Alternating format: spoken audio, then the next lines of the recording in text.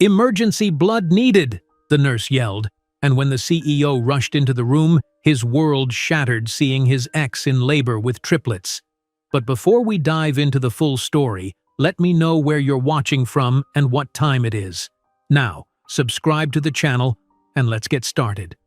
Alexander Reed's fingers drummed against the polished mahogany of the conference table as the quarterly projections flashed across the screen.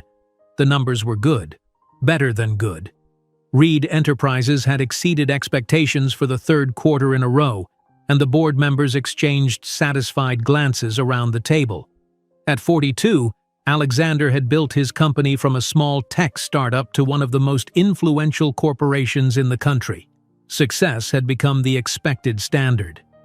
"As you can see," Alexander said, rising from his chair, his tailored suit emphasizing his commanding presence, "our expansion into Asian markets has yielded a 28% increase in revenue. The risk has paid off." His executive assistant, Diana, slipped into the room and approached with the quiet efficiency that had made her invaluable. She leaned close to his ear, her expression unusually tense. "Mr. Reed, I'm sorry to interrupt, but I have an urgent call from Memorial Hospital. They're desperately seeking your blood type. There's been a major accident, and they're running critically low on O negative with the rare Rh null factor." Alexander stiffened. His rare blood type had been a point of medical interest his entire life. Only about 43 people in the world shared it, making him a precious donor during emergencies. "Gentlemen, ladies," he addressed the board, "I apologize, but I'm needed at Memorial Hospital. Diana will email the complete quarterly report. We'll reconvene tomorrow morning." The board members nodded with understanding as Alexander grabbed his coat and phone, striding out of the conference room with Diana following closely behind. "I've already called your driver," she said, matching his pace. "The hospital blood bank administrator said it's critical. Multiple victims, severe hemorrhaging." Alexander nodded, his mind already shifting from business to the gravity of the situation.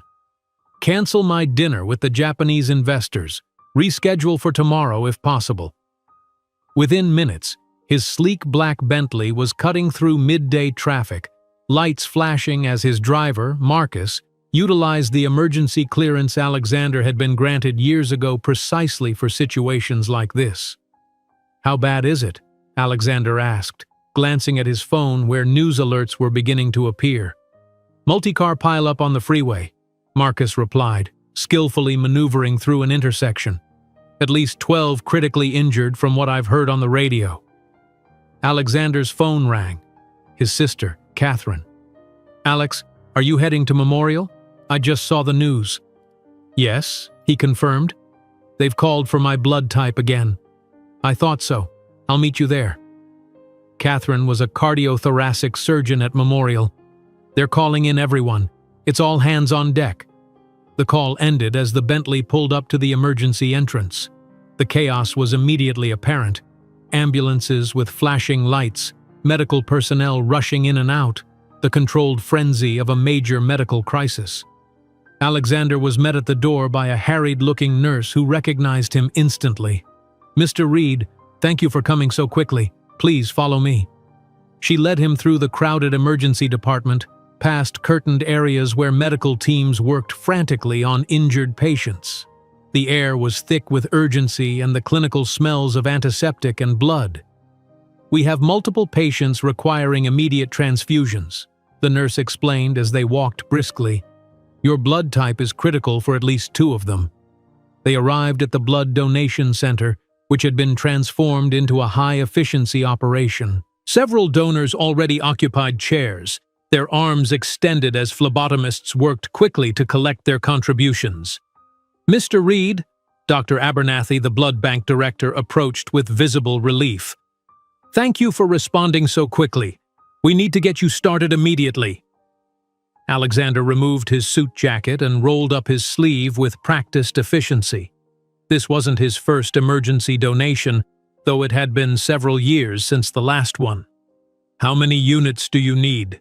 he asked, settling into the donation chair. "As many as you can safely give," Dr. Abernathy replied frankly. "The situation is dire." As a technician prepared his arm, Alexander noticed increased activity at the far end of the department. Medical personnel were rushing toward what appeared to be a newly arriving patient. "Another critical from the accident," Dr. Abernathy explained, following his gaze. "Pregnant woman, complications from the crash. She's going into premature labor." Alexander nodded, wincing slightly as the needle entered his vein. The technician apologized, but he waved it away. A small discomfort was nothing compared to what the victims were enduring. His phone buzzed with an incoming text from Catherine. "In surgery. We'll find you after. Thank you for coming." The donation was proceeding smoothly when a commotion from the labor and delivery unit caught everyone's attention. A nurse burst through the doors, her scrubs already showing signs of blood. "We need O negative with Rh null factor now. The pregnant woman is hemorrhaging severely." Dr. Abernathy stood immediately. "We're collecting it right now. How much do you need?" "As much as possible. She's losing blood faster than we can replace it, and she's in labor with triplets. We're preparing for emergency C-section." Alexander felt a strange twist in his stomach at the mention of triplets. The timing made him uncomfortable, though he couldn't pinpoint why. "Take this unit," the technician said, sealing off the bag connected to Alexander's arm and quickly starting another. The nurse grabbed the blood bag and was about to rush back when she suddenly froze, her eyes locking with Alexander's. A flicker of recognition crossed her face, followed by what looked strangely like panic. "Mr. Reed? Alexander Reed?" she asked, her voice faltering. "Yes," he confirmed, puzzled by her reaction. "Is there a problem?" The nurse hesitated, glancing back toward the delivery unit doors, then at the blood bag in her hands. She seemed to be making a difficult decision. "Sir, I think you should know. The patient, the woman with the triplets." Alexander felt his heart rate increase inexplicably. "What about her?" "It's Sophia Winters." The name hit him like a physical blow. Sophia. His Sophia. Or at least, she had been his once 3 years ago before their relationship had imploded spectacularly, leaving behind wounds that had never properly healed. That's not possible," Alexander stammered, his composure cracking for the first time. "Sophia moved to Europe. She's in Paris." The nurse shook her head. "She returned 8 months ago, Mr. Reed, and she's currently fighting for her life, hers and her baby's. I have to go." She rushed away with the precious blood, leaving Alexander stunned, the second bag filling steadily with his blood as his mind raced with implications. Sophia was here. Sophia was pregnant with triplets. And from the nurse's reaction there was something more, something she wasn't saying. "I need to see her," Alexander said, starting to rise. The technician placed a firm hand on his shoulder. "Sir, you need to complete the donation. It's critical." Alexander settled back, his mind churning with questions and a growing sense of dread. If Sophia had returned 8 months ago and she was now giving birth to triplets— "How far along is she?" he asked abruptly. "The woman, Sophia. How many weeks?" The technician looked confused. "I don't have that information, sir." "Emergency blood needed." The nurse's voice echoed from the hallway beyond. "The mother's blood pressure is dropping. We need more units immediately." Alexander closed his eyes, his past and present colliding in a way he could never have anticipated. Sophia was here, in crisis, possibly dying, giving birth to 3 babies that, given the timeline, could very well be his. Alexander's mind reeled back to that first meeting with Sophia 4 years ago. She had been standing in the gallery studying one of his favorite paintings, a lesser-known Monet that captured the essence of dawn breaking over water. He had noticed her immediately, not just for her beauty, though that was undeniable, but for the way she leaned toward the canvas, completely absorbed, as if trying to step into the artist's world. "It's the light that does it," he had said, approaching carefully so as not to startle her. "The way he captures that moment between darkness and day." She had turned, surprised but not displeased by the interruption. Her eyes, a clear, striking green, had met his with intelligence and curiosity rather than the practiced flirtation he had grown accustomed to. "No," she had replied with a gentle smile. "It's the reflection. See how the water takes the light and transforms it into something deeper? That's what makes it extraordinary." Alexander had been immediately intrigued. Most people agreed with him out of habit or deference to his reputation. Sophia challenged him within seconds of their first interaction. He learned she was a translator for an international publishing house, fluent in 5 languages, with a passion for art that rivaled his own. Their conversation had moved from the gallery to a nearby cafe, then to dinner, and finally to a moonlit walk along the river.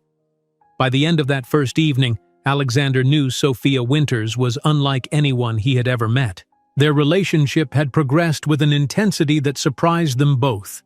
Sophia was independent, brilliant, and refreshingly unimpressed by his wealth or status.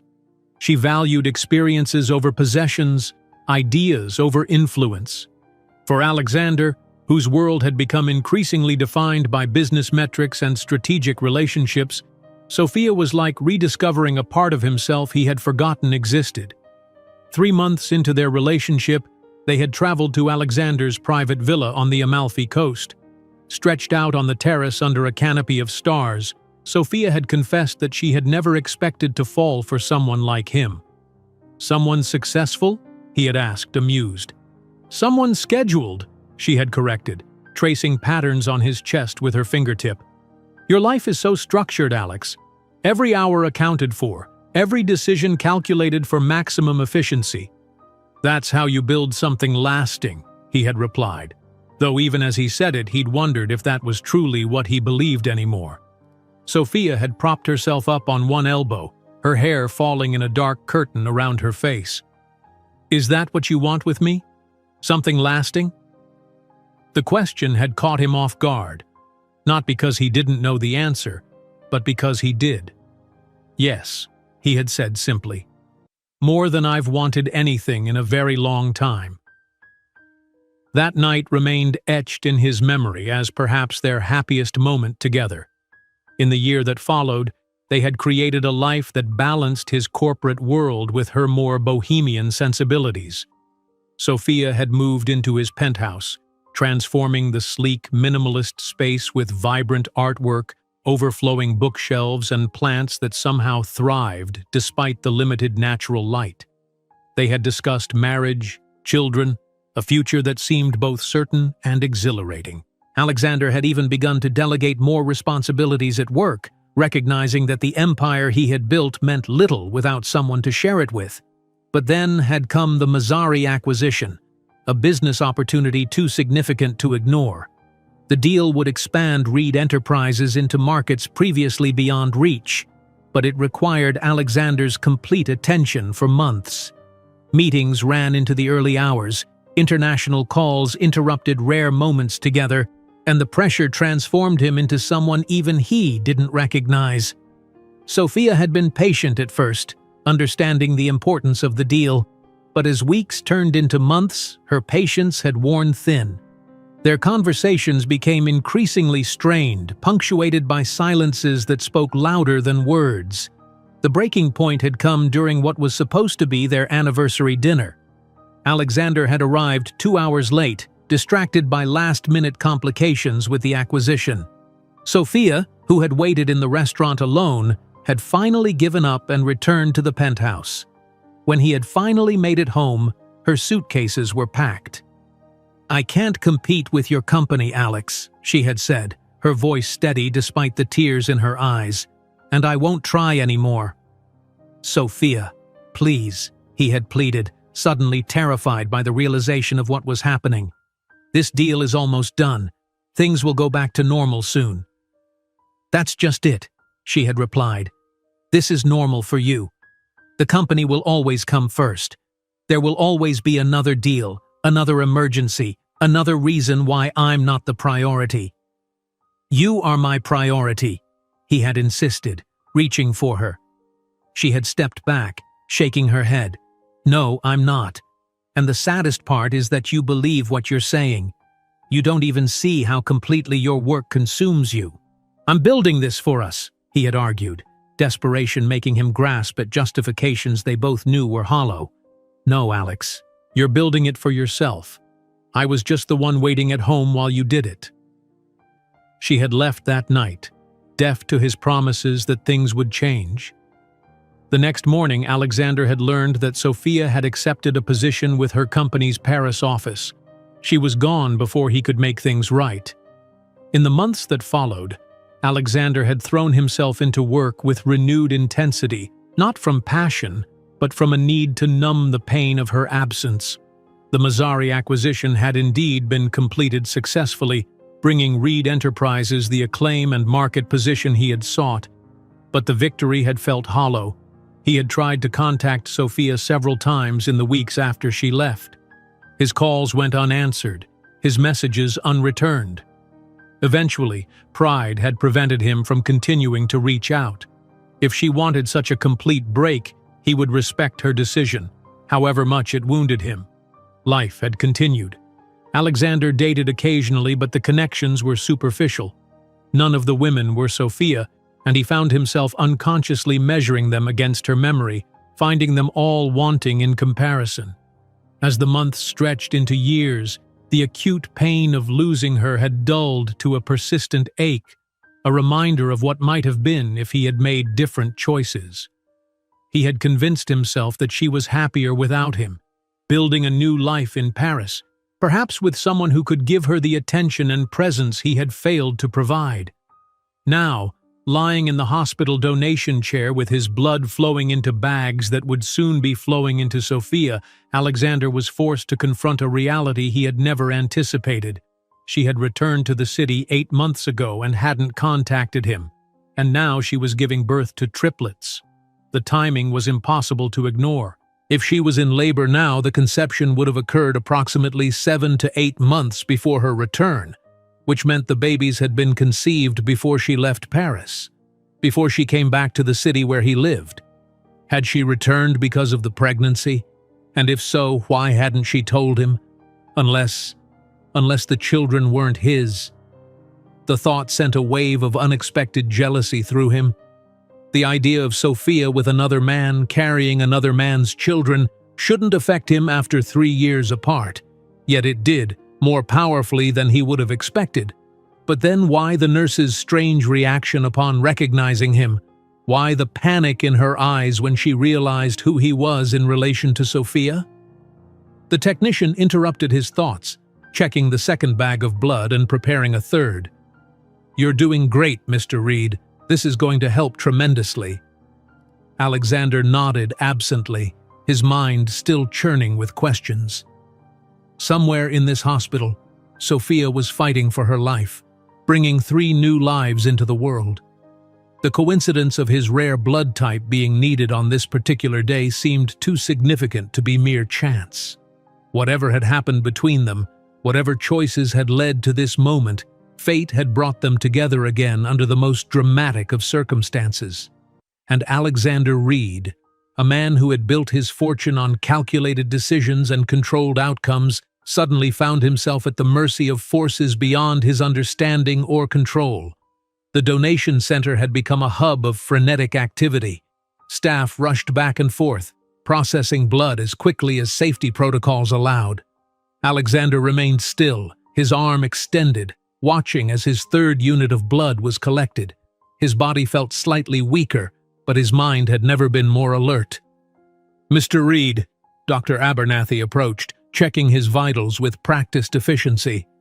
"How are you feeling?"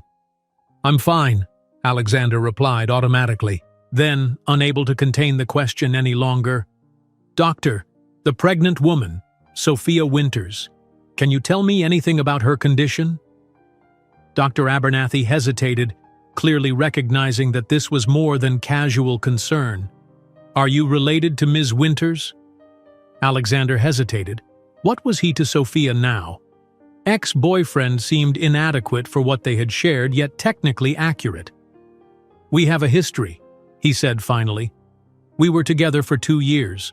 I didn't know she was back in the country, let alone pregnant. Understanding dawned in the doctor's eyes. I see.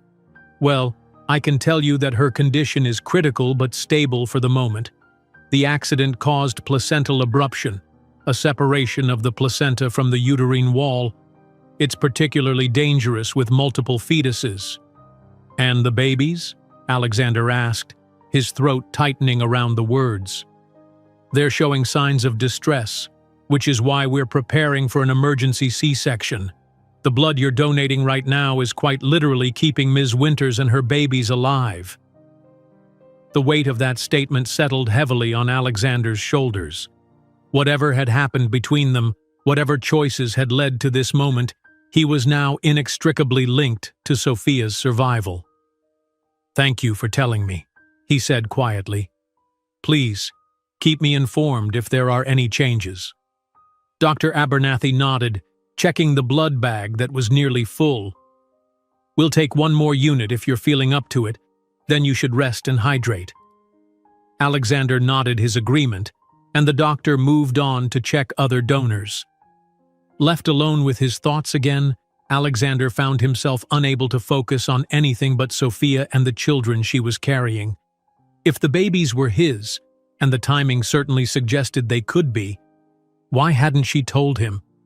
Their breakup had been painful, yes, but surely not so absolute that she would keep his children from him. Sophia was many things, but never cruel. There had to be more to the story. A nurse approached with a cup of orange juice and a small packet of cookies. "You need to keep your strength up," she said kindly. "Doctor's orders." Alexander accepted the refreshments with a distracted thank you. As he sipped the juice, he noticed the nurse watching him with a sympathetic expression. "You know her, don't you?" he asked. "Sophia Winters."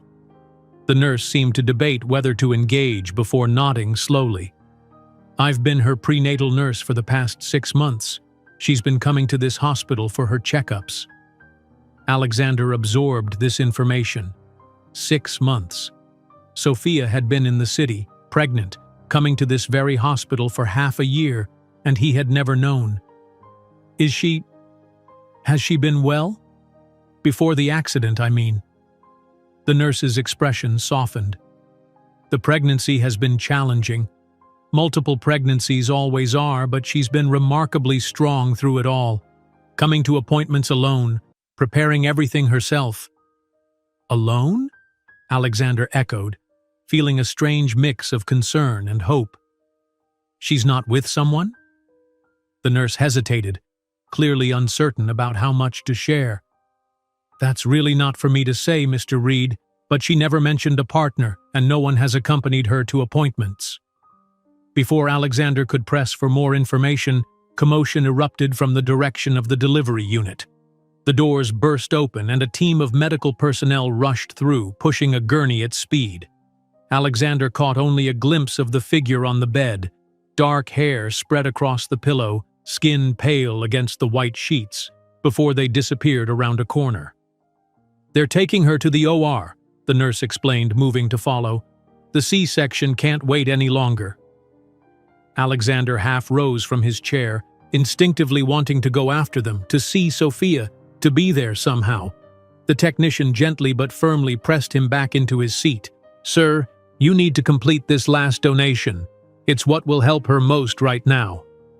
Reluctantly, Alexander settled back, knowing the technician was right. His blood was Sophia's lifeline right now. His physical presence would only be a distraction to the medical team fighting to save her and the babies. As the final unit was being collected, Catherine appeared at his side, still dressed in surgical scrubs. Her expression was grave as she took in the scene. "Alex, what are you still doing here? You've given more than enough." "I'm almost done," he replied, studying his sister's face. "Catherine, do you know about Sophia Winters? She's here, she was in that accident, and she's pregnant with triplets." Catherine's professional composure faltered for just a moment. "I know.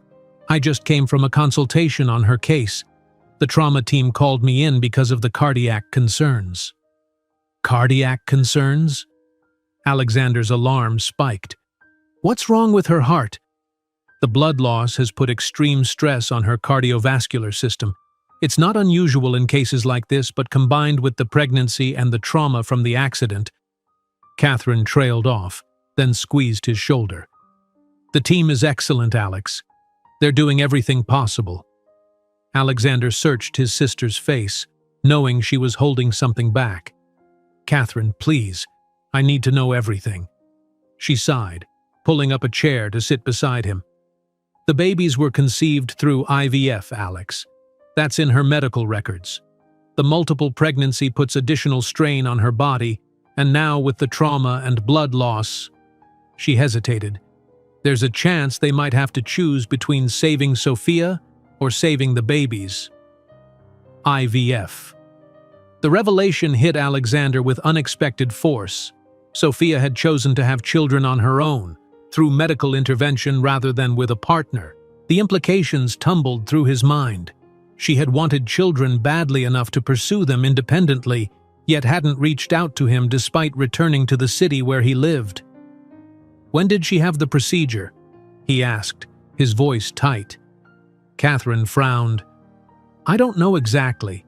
Her records show she returned from Paris about 8 months ago, already in her first trimester, which meant she had started the IVF process in Paris before deciding to return.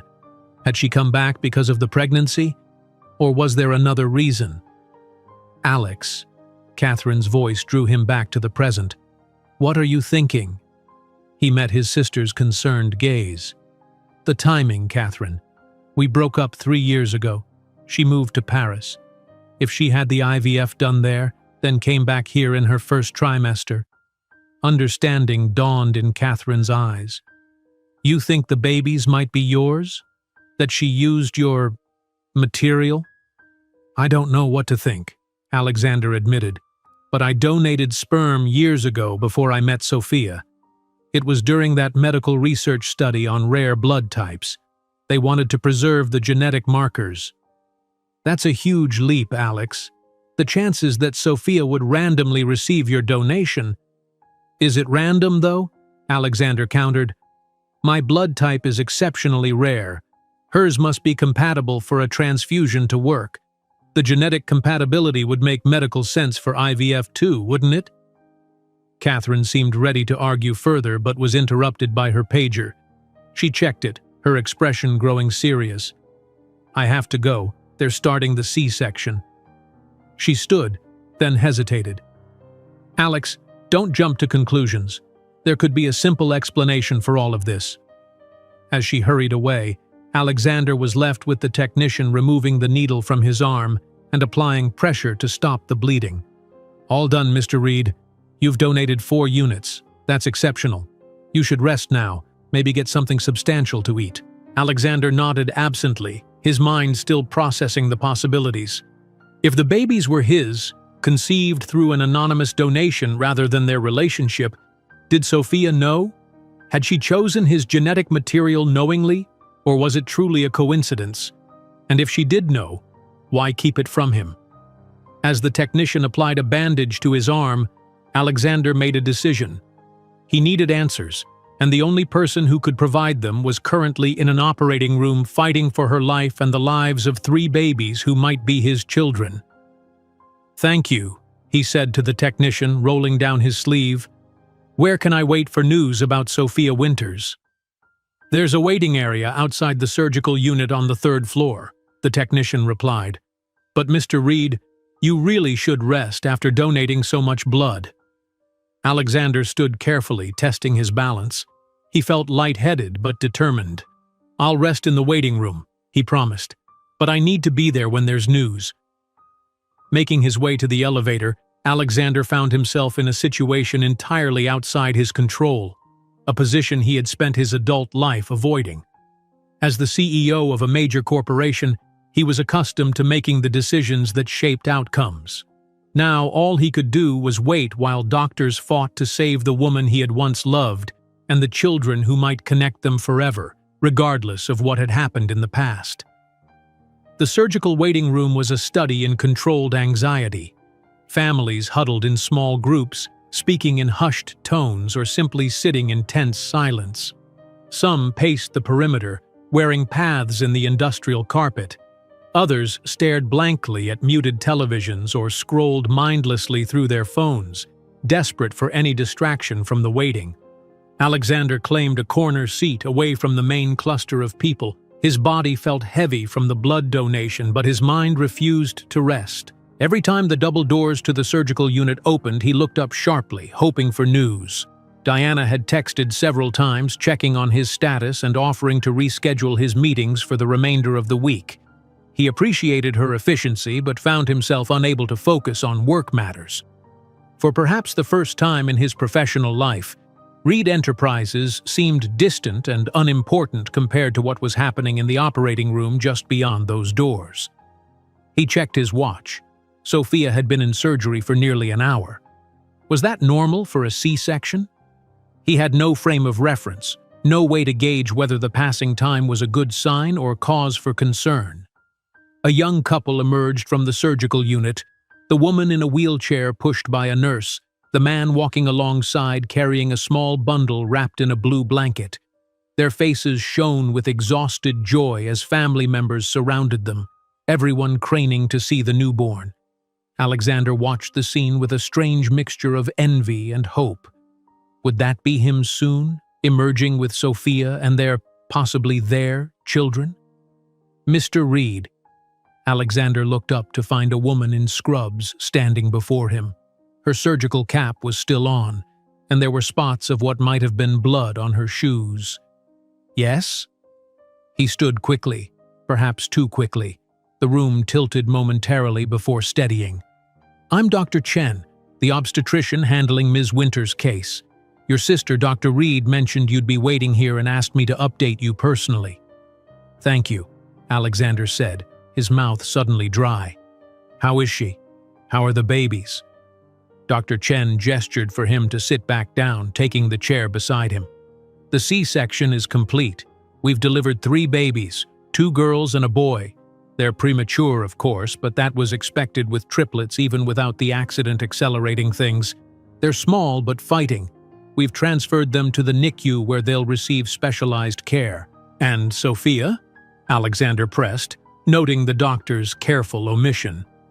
Dr. Chen's expression grew more measured.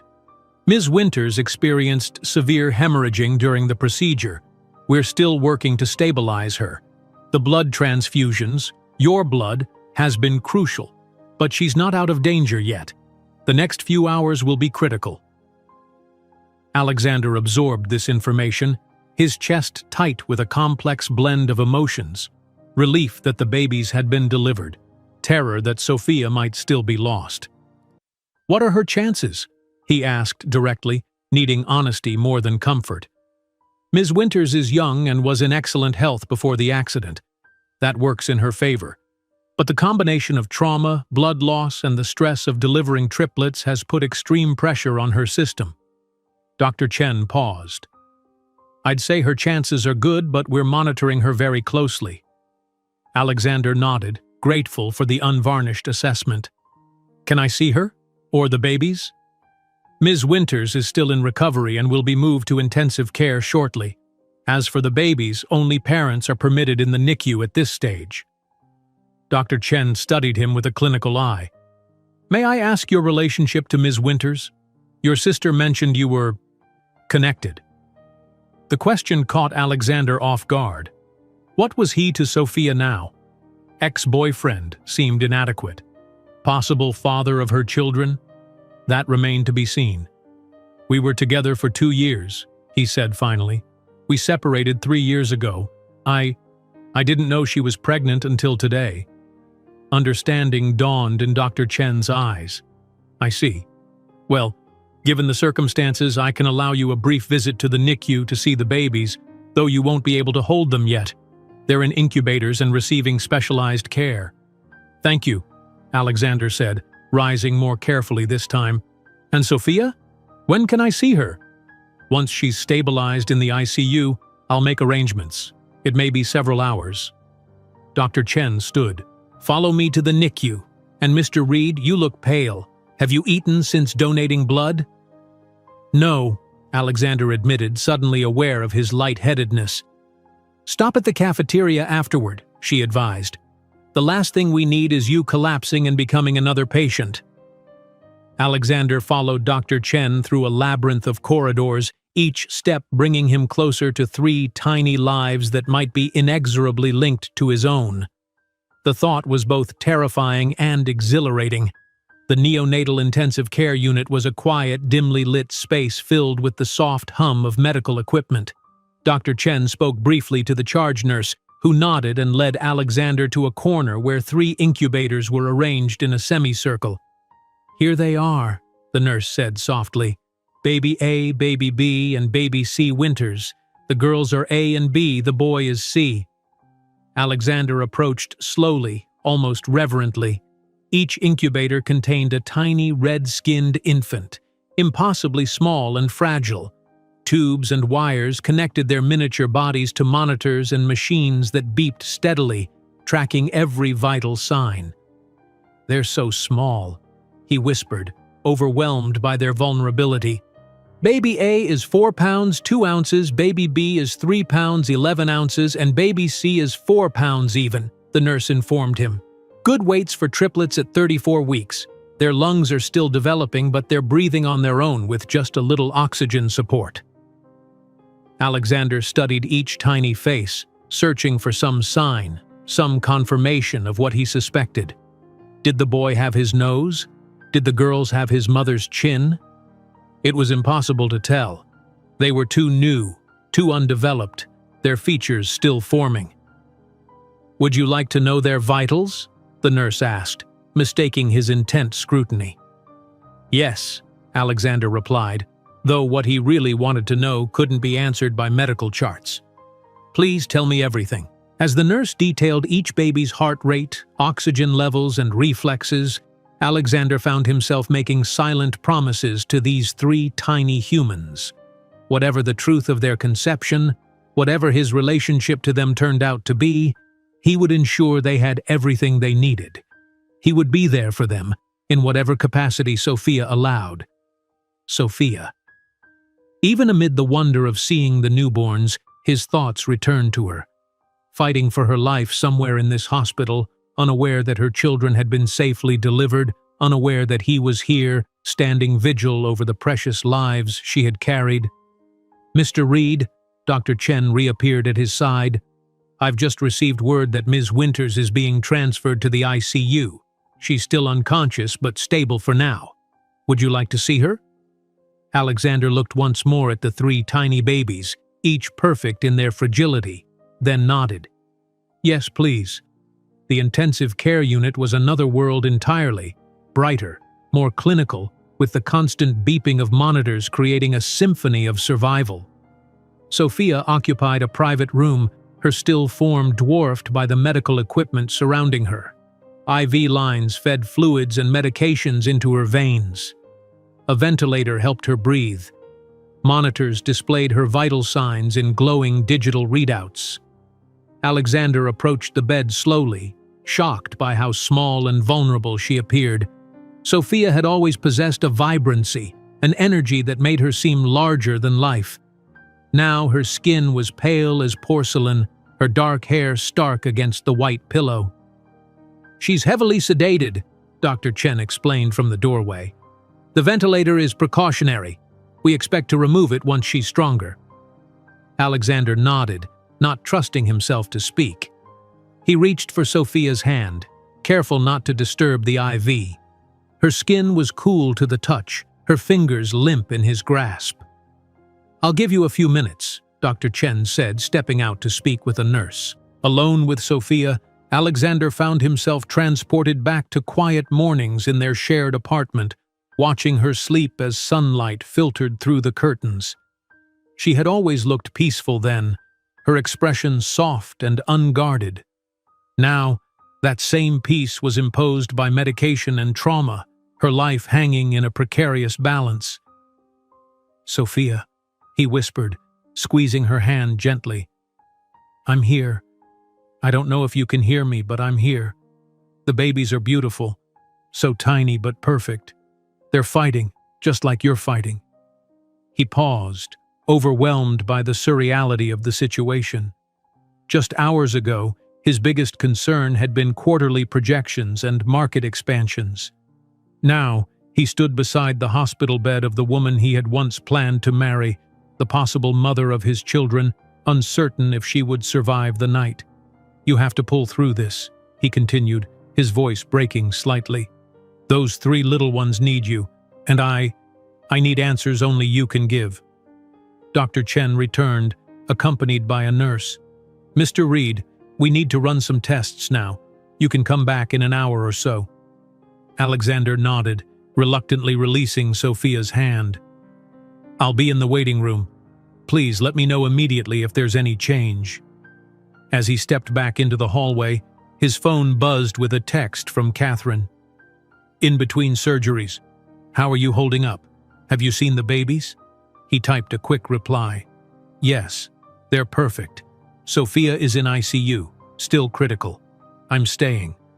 Catherine's response was immediate. "Suspected as much. I've had your assistant bring a change of clothes and some food. They're at the front desk." Alexander smiled faintly at his sister's practicality. As he made his way back to the waiting area, he realized he had made a decision without even consciously considering it.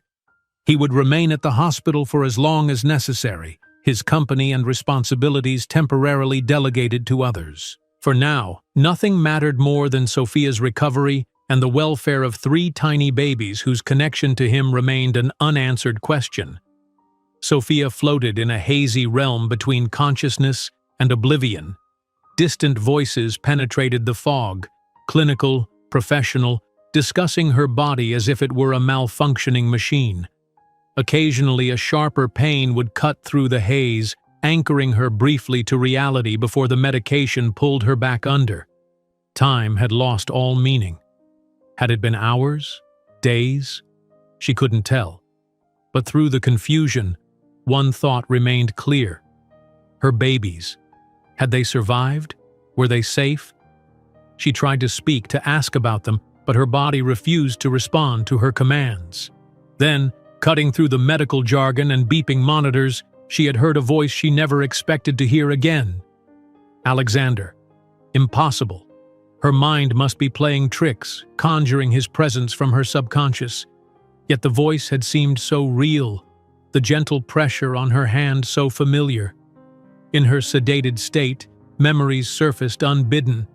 Alexander's laughter as they ran through a sudden downpour in London, the intensity in his eyes as he described his vision for the future, the warmth of his body next to hers on countless nights. And then the painful memories, the increasing absences, the disappointment as he missed another dinner, another weekend, another moment that could never be reclaimed. Their final argument played out in her mind, but now, in this strange liminal space, she could see it from outside herself. The hurt in his eyes when she had said she was leaving, the desperation in his voice when he had asked her to stay. Had she been too hasty, too absolute in her departure? No, she told herself firmly. She had made the right decision. Alexander would never change. His work would always come first. And she had deserved more than being an afterthought in someone's crowded life. Paris had been her refuge, a city where she could reinvent herself away from the shadow of their relationship. The translation work had been demanding but fulfilling, allowing her to immerse herself in stories and languages rather than dwell on what might have been. The decision to have children had come gradually, then all at once. At 35, Sophia had realized that while she might never find the partner she wanted, her desire for motherhood remained unwavering. The IVF process had been challenging, physically, emotionally, financially, but she had been determined. When the doctor had informed her she was carrying triplets, the shock had been overwhelming. 1 baby she had been prepared for, 3 seemed impossible. Yet as the weeks passed and her body changed, Sophia had adapted to the idea of 3 children, 3 times the love, 3 times the challenge. The decision to return to the States had been practical rather than emotional. Her parents lived just outside the city, and she would need their support once the babies arrived. The healthcare system was familiar, and her insurance coverage better.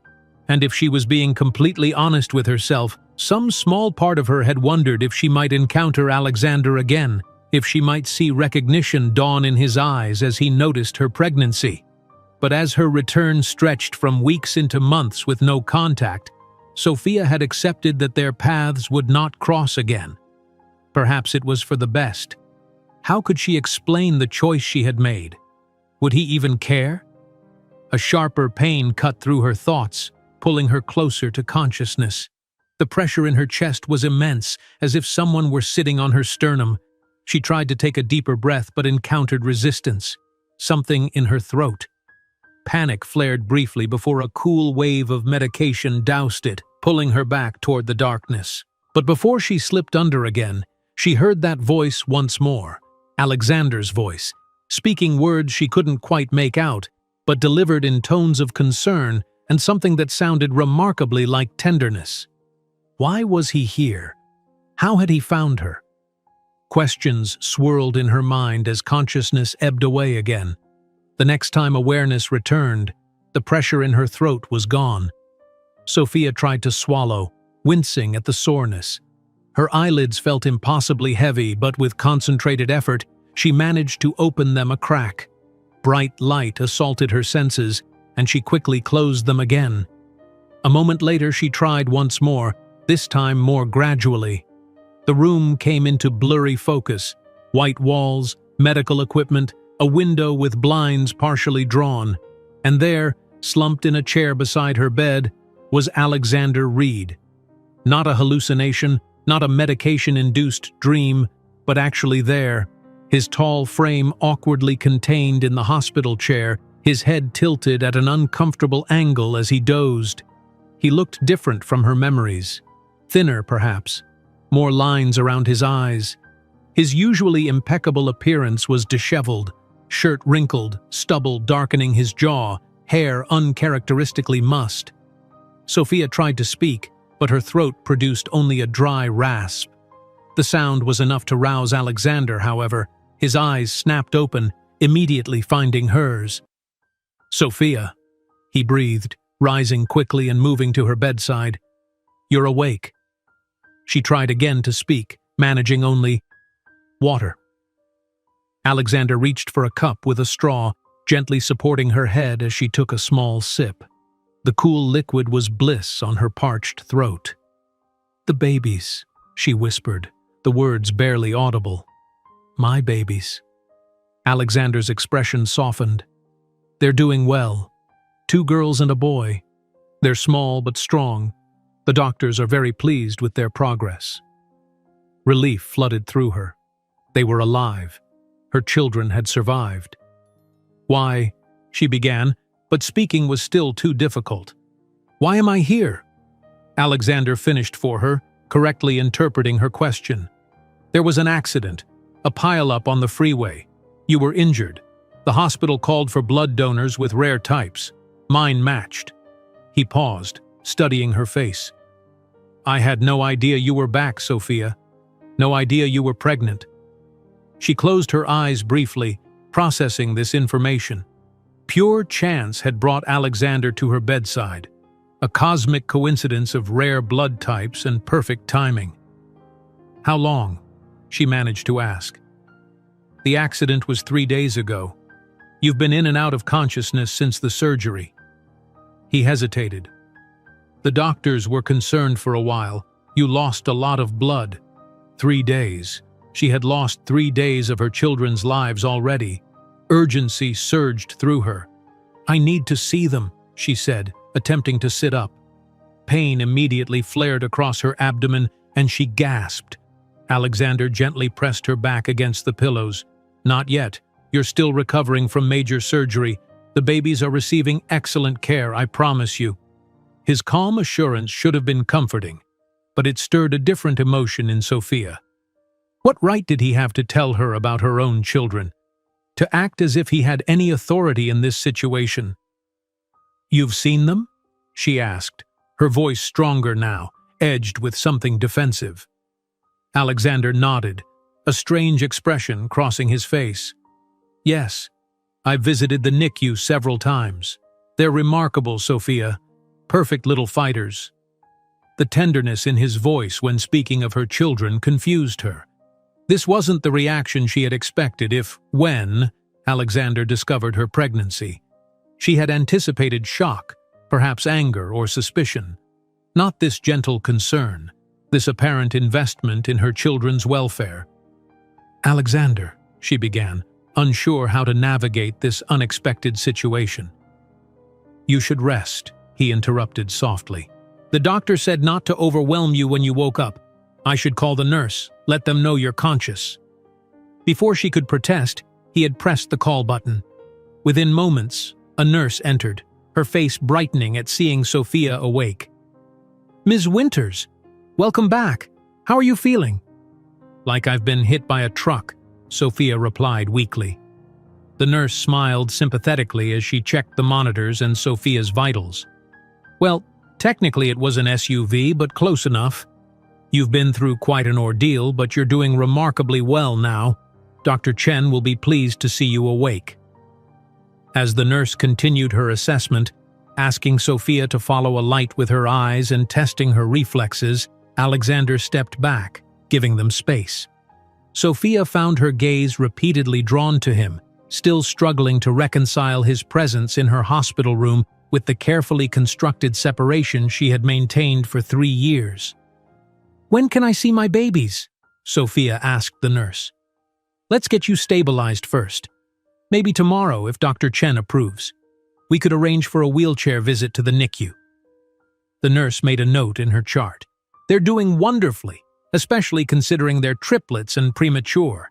The little boy, Baby C, is particularly strong." Sophia's heart swelled at this small piece of information about her son. Her son. The reality of motherhood was still sinking in, made more abstract by her separation from the babies. "Do they have names yet?" the nurse asked, glancing between Sophia and Alexander with a slightly confused expression. "Not officially," Sophia replied, suddenly acutely aware of how this must appear to the hospital staff. Alexander at her bedside, the question of the baby's paternity hanging unspoken in the air. The nurse nodded, completing her assessment. "Dr. Chen will be in shortly to examine you. In the meantime, try not to overexert yourself. Small sips of water are fine, but no food until the doctor approves." She patted Sophia's hand. "It's good to see you awake, Ms. Winters. You gave us quite a scare."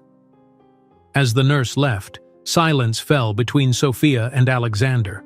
There were too many questions, too many unspoken truths, too much history between them for simple conversation. "You don't have to stay," Sophia finally said, her voice small in the quiet room. Alexander moved back to her bedside, his expression serious. "Sophia, we need to talk. About the babies. About why you came back without contacting me. About—" "Not now," she interrupted, suddenly overwhelmed by exhaustion. "Please, Alexander, I can't do this now." He studied her face for a long moment, then nodded. "All right, not now, but soon, Sophia, very soon." As he settled back into the chair beside her bed, Sophia closed her eyes, feigning a return to sleep. But behind her closed lids, her mind raced with the complications that Alexander's presence introduced. The carefully constructed narrative she had created for her children's origins was in jeopardy, threatening to collapse under the weight of coincidence and rare blood types. Soon she would have to face the questions. Soon she would have to explain her choices. But for now, she allowed the medication to pull her back towards sleep, drifting away from the problems that awaited her in consciousness. The next morning, Alexander stood at the window of Sophia's hospital room watching the city awaken. He had barely left the hospital in the 4 days since the accident, sleeping in uncomfortable chairs and subsisting on cafeteria food. Diana had been managing the company remotely, forwarding only the most critical matters for his attention, but even those seemed trivial compared to the situation unfolding within these hospital walls. Behind him, Sophia slept. Her condition improved enough that the doctors had moved her from intensive care to a private room the previous evening. The color had returned to her cheeks, and her breathing was stronger, more regular. According to Dr. Chen, her recovery was progressing remarkably well, considering the trauma she had endured. Alexander's phone vibrated softly in his pocket. A text from Catherine. Checked on the triplets this morning. All gaining weight and doing well. Baby B might be released from respiratory support today. He smiled faintly at the news. During the past few days, Catherine had become his most reliable source of medical updates, translating the clinical terminology into something more comprehensible and honest than what the hospital staff sometimes offered. Is that about the babies? Alexander turned to find Sophia awake, watching him from her bed. Despite the pallor of illness and the IV still attached to her arm, she remained the most beautiful woman he had ever seen. Yes, he confirmed, moving closer. Catherine checked on them this morning. They're all doing well. One of the girls might be taken off respiratory support today.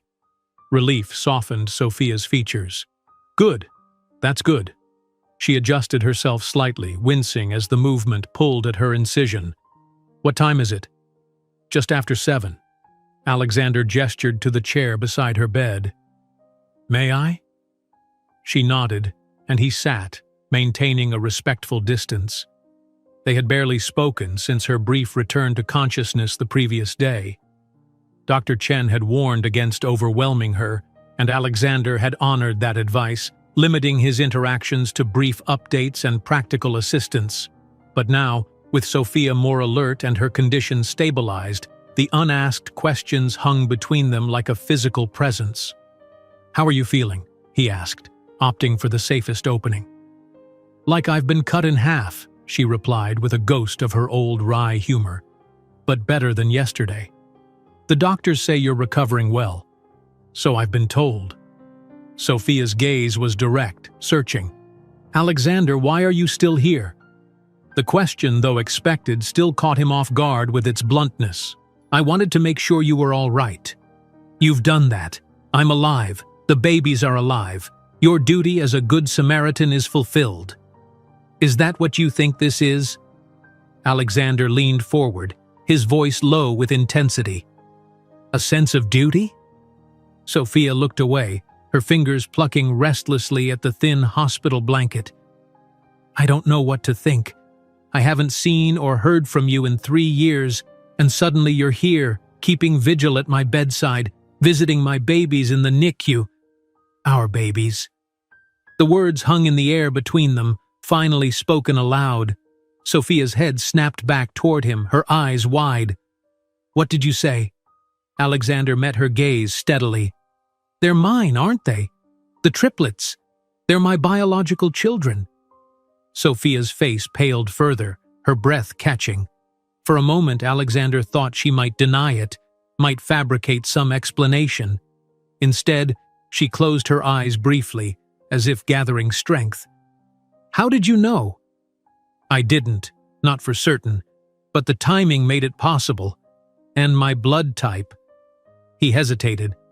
Sophia, did you use my stored sample from that research study? The one at University Hospital?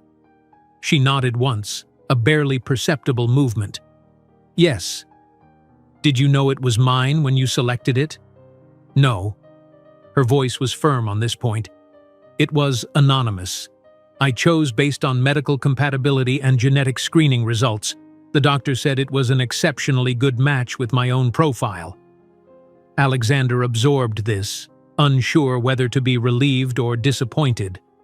Part of him had wondered if she had deliberately chosen to have his children while keeping him in the dark, a thought that had alternately angered and confused him over the past few days. When did you find out? He asked. Sophia's gaze dropped to her hands. 2 months ago. I requested additional information about potential genetic conditions, given that I was carrying multiples. The clinic provided a more detailed genetic profile, and I recognized certain markers. She looked up at him. Your blood type is extremely rare. Combined with several other genetic factors, it created a unique profile that I knew couldn't be coincidence. And you didn't contact me? Even after you knew? What would I have said, Alexander? A hint of her old fire flashed in her eyes. "Hello, it's been 3 years, but surprise. I'm accidentally pregnant with your children via anonymous sperm donation." Put that way, it did sound absurd. Alexander ran a hand through his hair, struggling to process the situation. So it truly was coincidence? Of all the donors you could have selected, the universe has a strange sense of humor, Sophia said, her voice softening. When I realized, I almost terminated the pregnancy. It seemed too complicated, too fraught with potential problems. The admission sent a chill through Alexander. The thought that these 3 precious lives might never have existed was suddenly unbearable. "But you didn't," he said quietly. "No." Sophia's hand moved unconsciously to her abdomen, now empty but still tender from the surgery. By then, I had already seen them on ultrasound, heard their heartbeats. They were already my children, regardless of how they were conceived. A silence fell between them, heavy with implications and unasked questions. "Sophia," Alexander finally said, his voice carefully controlled, "what happens now?" She looked at him, confusion evident in her expression. "What do you mean? The babies, our children, what role do you want me to play in their lives?" He leaned forward, his gaze intense. "Because I need you to understand something. Now that I know they exist, now that I've seen them, I can't just walk away. I won't." Sophia's expression clouded. "You think I would ask that of you? That I would deny them their father?" "I don't know what to think," Alexander admitted. "You've known they were mine for 2 months and chose not to tell me. If not for the accident, for the bizarre coincidence of my blood type being needed that day, would I ever have known?" The question hung between them, unanswerable in its hypothetical nature. Sophia's silence was confirmation enough. "I was afraid," she finally admitted, her voice barely above a whisper. "Afraid of complicating their lives, afraid of complicating mine, afraid of seeing you again and feeling—" She trailed off. "Feeling what?" Alexander pressed gently. Sophia met his gaze directly, vulnerability and defiance mingling in her eyes. "Everything I've spent 3 years trying not to feel." The admission sent a jolt through Alexander's chest. He had assumed their feelings for each other were relegated to the past, filed away with other memories. The possibility that Sophia might still harbor emotions for him, as he did for her, opened a door he had believed permanently closed. Before he could respond, Dr. Chen entered the room, accompanied by a nurse pushing a wheelchair. "Good morning, Ms. Winters," the doctor greeted cheerfully. "How are you feeling today?" "Better," Sophia replied, her eyes still on Alexander. "Much better." "Excellent. Your vitals look good, and your labs came back with marked improvement." Dr. Chen smiled. "In fact, I think you're strong enough for a visit to the NICU if you'd like to meet your babies." Sophia's face transformed, joy breaking through the tension of the previous conversation. "Yes, please. Right now?" "Right now," Dr. Chen confirmed. "We'll need to be careful with your incision, and the visit will need to be brief for today, but I think it's important for both you and the babies." As the nurse helped Sophia into the wheelchair, mindful of her IV and surgical wound, Alexander stood awkwardly to the side, uncertain of his place in this moment. Sophia seemed to sense his hesitation. "Alexander," she said, looking up at him from the wheelchair, "would you come with me? To see them?" The invitation, simple as it was, felt monumental. "Are you sure?" She nodded. "They're your children too. We should meet them together." Dr. Chen glanced between them, clearly noting the shift in dynamic but professional enough not to comment. "Mr. Reed, you're welcome to accompany us to the NICU." The journey to the neonatal intensive care unit was made in silence, each lost in their own thoughts. For Alexander, the invitation represented more than just a visit to the babies. It was Sophia's first acknowledgement of his place in their children's lives, the first step toward a future he hadn't dared imagine a week ago. When they arrived at the NICU, The nurse parked Sophia's wheelchair outside the washing station. "You'll need to scrub thoroughly," she instructed. "The babies are very susceptible to infection." Alexander helped Sophia stand, supporting her weight as she washed her hands and arms with the antibacterial solution. The simple act of assistance, of physical contact, felt intimate after their years apart. Once properly scrubbed and gowned, they were led into the dimly lit unit. The nurse guided Sophia's wheelchair to the corner where the 3 incubators were arranged. "Here they are," the nurse said softly. "Your children." Sophia's breath caught as she gazed at the tiny infants, seeing them for the first time.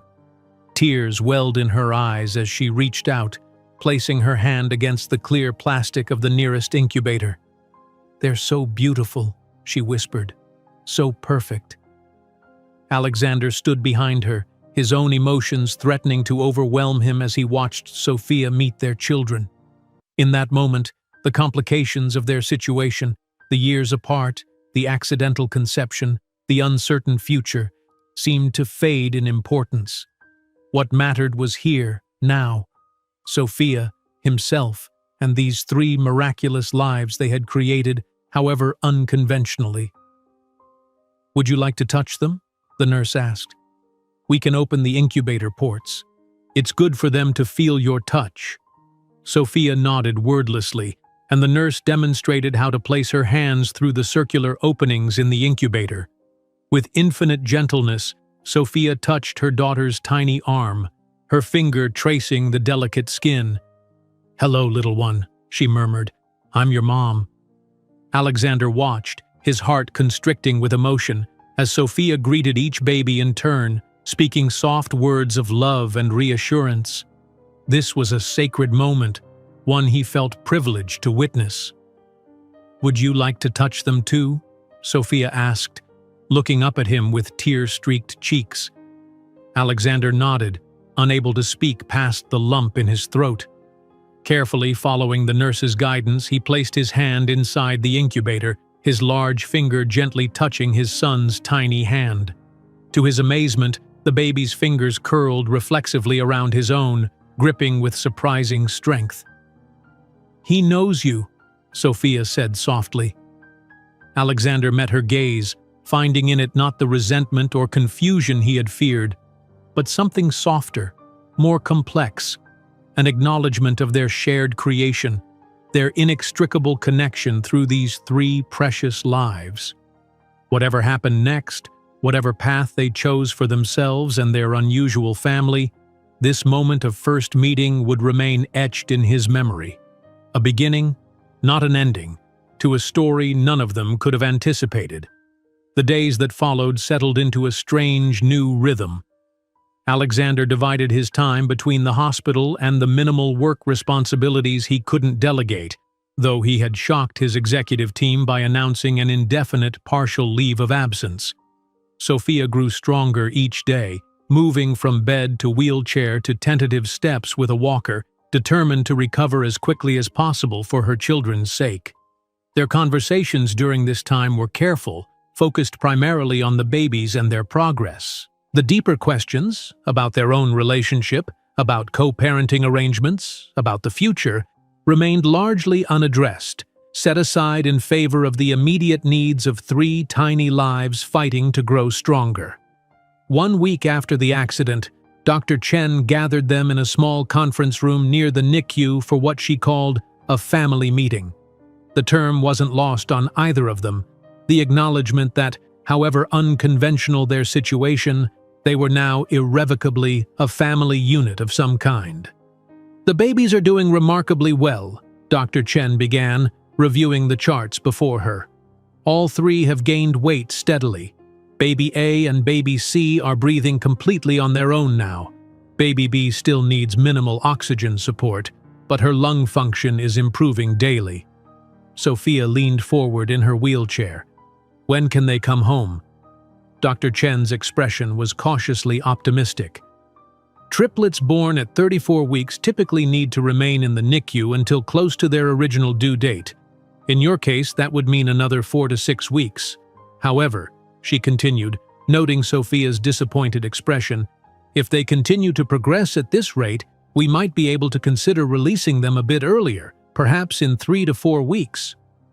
"And will they all be released at the same time?" Alexander asked. "That depends on their individual progress. It's not uncommon for multiples to be released on different schedules based on their development. Right now, Baby A is our strongest candidate for early release, followed by Baby C. Baby B may need to stay a bit longer to ensure her lungs are fully developed." Sophia nodded, absorbing this information. "I need to finalize their names for the birth certificates. I've been waiting until I could spend more time with them, get to know them better." Dr. Chen smiled understandingly. "There's no rush, but the hospital will need the information before discharge. Now," she continued, her tone becoming more practical, "let's discuss your home preparation for triplets. Do you have adequate support systems in place?" Sophia and Alexander exchanged an uncertain glance. They hadn't yet discussed the practical logistics of bringing 3 newborns home. "My parents live about an hour away," Sophia replied hesitantly. "They've offered to help for the first few weeks." "And I'll be there," Alexander added firmly. "I've adjusted my work schedule to ensure I can be present." Dr. Chen looked between them, clearly sensing the undefined nature of their arrangement. "I strongly recommend establishing a clear support plan. Caring for 1 newborn is challenging. 3 will require round-the-clock assistance, especially in the early weeks. Have you considered hiring a night nurse or postpartum doula?" Alexander nodded. "I've researched several agencies that specialize in multiple birth support. Once we determine the living arrangements, we can finalize those plans." Living arrangements. The elephant in the room. Sophia shifted uncomfortably in her wheelchair, and Alexander noticed her wince slightly at the movement. "Are you in pain?" he asked immediately. "Just sore," she assured him. "The incision is healing, but it's still tender." Dr. Chen made a note in her chart. "I'll check your surgical site before you return to your room. Now, regarding your own recovery, Ms. Winters, you're making excellent progress, but a C-section is major surgery, especially following trauma from an accident. You'll need significant rest and support during your own healing process." "I understand," Sophia said, though her tone suggested she was more focused on her baby's needs than her own. "I mean it," Dr. Chen emphasized. "No lifting anything heavier than your baby's for at least 6 weeks. Limited stairs. No driving until cleared by your doctor. You'll need help not just with the babies but with your own care." Alexander watched Sophia's expression grow more troubled. He knew she valued her independence fiercely. The prospect of being so dependent on others clearly distressed her. "We'll ensure she has everything she needs," he assured Dr. Chen, earning a sharp glance from Sophia. After reviewing a few more details about the baby's care requirements, Dr. Chen left them alone in the conference room, promising to check Sophia's incision once they returned to her room. A heavy silence fell between them. Alexander leaned against the wall, hands in his pockets, watching as Sophia gazed out the window, lost in thought. "We need to talk about this," he finally said. "About where you'll live, how we'll manage the baby's care. We can't keep avoiding it." Sophia turned her wheelchair to face him. "I know. I've been thinking about it constantly. I have a 2-bedroom apartment. I was planning to convert the 2nd bedroom into a nursery for the 3 of them. But now, it's not adequate," Alexander stated plainly. 3 newborns plus you recovering from surgery? In a 2-bedroom apartment with no live-in help? It won't work, Sophia. She bristled slightly at his tone. "I've managed on my own for 3 years, Alexander. I can figure this out too." "This isn't about your capabilities," he replied, softening his approach. "It's about practicality. Even with help from your parents and hired assistants, that space isn't suitable for 4 people. What are you suggesting?" Her voice held a note of wariness. Alexander had spent hours considering the options, running through scenarios in his mind. Now, he presented the most logical solution. "Move into my house, temporarily," he added quickly, seeing her immediate resistance. It has 6 bedrooms, plenty of space for the babies, for you, for your parents when they visit, and for any help we hire. The master suite is on the ground floor, so you won't have to navigate stairs during your recovery." Sophia's expression was a complex mixture of emotions: consideration, wariness, and something else he couldn't quite identify. "Your house," she repeated. "The one you were building when we were together?" Alexander nodded. He had completed the custom home shortly after their breakup, a sprawling, modern structure overlooking the water, designed with family in mind, the family he had planned to have with her. "It's complete now. Has been for over 2 years. There's a nursery," he admitted. "I never repurposed it. It was designed as a nursery and I just left it that way." Something in Sophia's expression softened at this revelation. "You kept a nursery all this time?" He shrugged, uncomfortable with the vulnerability of the admission. "It seemed wrong to change it, as if I would be giving up on something important." Sophia looked away, blinking rapidly. "Alexander, I can't just move into your house. It's complicated. More complicated than trying to care for triplets in an inadequate space. More complicated than juggling their needs while you're still healing. More complicated than having to coordinate visitation and shared custody across 2 separate households." The last point hit home. Sophia's gaze snapped back to his. "You want shared custody?" "Of course I do," Alexander replied, surprised by the question. "Sophia, they're my children too. I want to be fully involved in their lives, not just weekends or alternating holidays. I want to be there for everyday moments. First smiles, first words, first steps, all of it. And you think the only way to achieve that is for me to move into your house?" "I think it's the most practical solution for now," he corrected. "We're both intelligent adults. We can establish boundaries, create a living arrangement that works while we figure out the long-term plan. The priority has to be the babies and your recovery." Sophia wheeled herself closer to the window, staring out at the hospital grounds below. Alexander remained silent, giving her space to consider his proposal. "What about when I'm recovered?" she finally asked. "When the babies are older? What then?" "Then we reassess," he said simply. "Nothing has to be permanent, Sophia. But right now, we need a solution that works for the immediate future." She turned back to face him, her expression resolute. "If, and I stress if, I agree to this temporary arrangement, I need certain conditions." "Name them." "My own space, completely private. I won't be monitored or questioned about my comings and goings. I maintain my apartment. This is not me moving in with you permanently. And we establish clear parameters about our relationship, professional co-parents, nothing more." The last condition stung more than Alexander wanted to admit, but he nodded. "Agreed. Anything else?" "We make decisions about the children together. Equal input, equal authority." "Of course." Sophia studied him, searching for any sign of reluctance or hidden agenda. Finding none, she sighed. "I'll think about it. I need to consider all the implications before making a decision this significant."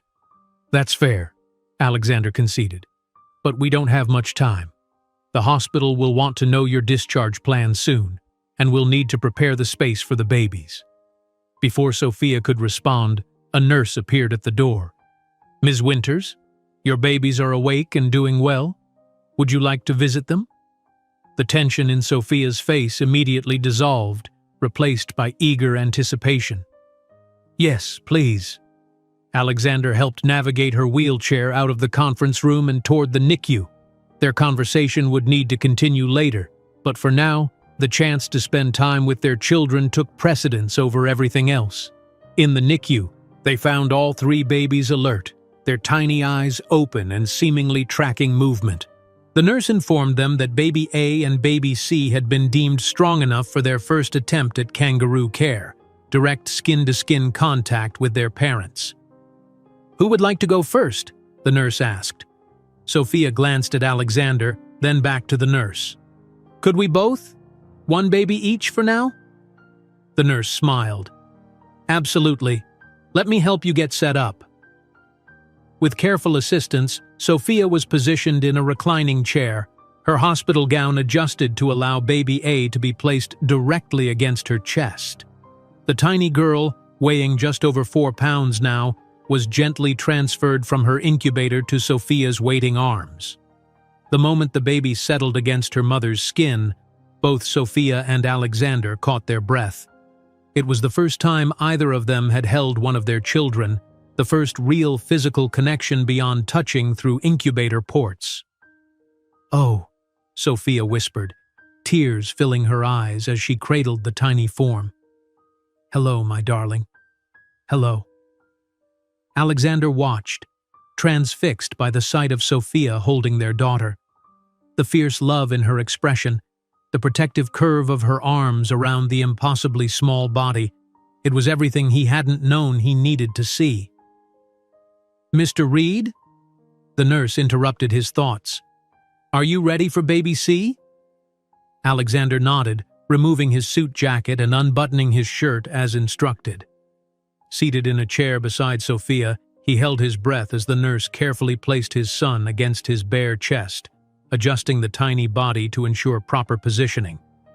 The feeling was indescribable. The warm weight of his child against his skin, the rapid flutter of a heartbeat against his own, the complete trust and dependence of this new life. Alexander curved one large hand protectively around his son's back, marveling at how the baby fit perfectly in his palm. "He knows you," Sophia said softly, echoing her words from their first NICU visit. "Look how calm he is with you." It was true. The baby had settled immediately against Alexander's chest, his tiny fists curled against his father's skin, his breathing deep and regular. "Have you thought about names?" Alexander asked, his voice hushed in the quiet NICU. Sophia nodded, her gaze still on the daughter in her arms. "I've been considering family names, meaningful ones." She hesitated. "I'd like your input, though. They're your children, too." The acknowledgement warmed him. "I'd be honored. What names were you thinking?" For her, Sophia nodded toward the baby she held. "I was considering Eliza, after my grandmother. She was strong, independent, kind, everything I'd want in a daughter." "Eliza," Alexander repeated, testing the name. "It's beautiful, classic but not common." "For our other daughter I thought perhaps Claire. It means bright, clear in French. She's been our fighter from the beginning, always clear in her determination to survive." "Eliza and Claire," Alexander nodded approvingly. "And for him?" He looked down at his son. Sophia's expression grew more hesitant. "I had thought, perhaps Alexander, after his father. But only if you approve." The suggestion caught him completely by surprise. "You'd want to name him after me?" "You're his father," Sophia said simply. "And despite our complicated history, I've never doubted that you're a good man, Alexander, a man of integrity and determination. Those are qualities I'd be proud for our son to inherit." Emotion tightened Alexander's throat, making speech momentarily impossible. He looked down at the tiny boy in his arms, overwhelmed by the honor Sophia was offering and the responsibility it represented. "Perhaps as a middle name," he suggested once he could trust his voice, "with a first name that's his own, so he can forge his own path." Sophia smiled, understanding his reasoning. "What would you suggest for a first name?" Alexander considered, looking at the small face against his chest. "What about Thomas? After my grandfather. He taught me everything about persistence and hard work, built his company from nothing." "Thomas Alexander," Sophia tested the combination. "It has strength, dignity." "Eliza, Claire, and Thomas," Alexander said, the names feeling right, feeling like family. "Our children." In that moment, holding their son against his heart, watching Sophia cradle their daughter with such tenderness, Alexander felt a certainty he hadn't experienced in years. Whatever complications lay ahead, whatever challenges they would face in defining their relationship and creating a functioning family unit, they would find a way through, These 3 perfect children demanded nothing less from them. 3 days later, Sophia was discharged from the hospital. The decision about living arrangements had been made with practical necessity overriding any lingering hesitations. She would temporarily move into Alexander's house until she was fully recovered and the babies were home from the hospital. Her parents had arrived the previous evening, immediately approving the plan after seeing the spacious, well-appointed home that would accommodate their daughter and grandchildren. Alexander had thrown himself into preparations with characteristic thoroughness. The nursery, which had remained untouched since the house was completed, was now transformed into a space suitable for triplets. 3 matching cribs, arranged in a semicircle, dominated the room. A comfortable glider sat in one corner, beside a bookshelf already filled with children's classics. The changing table was stocked with supplies for premature babies, and a state-of-the-art monitoring system had been installed. Adjacent to the nursery, a bedroom had been prepared for Sophia, decorated in soothing blues and grays, with its own ensuite bathroom equipped with safety rails for her recovery. Her parents would occupy the guest suite down the hall, close enough to provide assistance but allowing Sophia her requested privacy. The day of her discharge, Alexander arrived at the hospital with flowers, not roses or anything romantic, but a cheerful arrangement of sunflowers and daisies that brought a smile to Sophia's face despite her obvious nervousness about the transition. "The house is ready," he assured her, as a nurse helped her into the wheelchair for hospital policy's mandatory exit. "Your parents are settling in, and Diana has arranged for grocery delivery this afternoon with everything on the list you provided." Sophia nodded, clutching her small bag of personal items. "And the babies? How were they this morning?" "Doing well. I stopped by the NICU before coming to get you. All 3 gained weight overnight.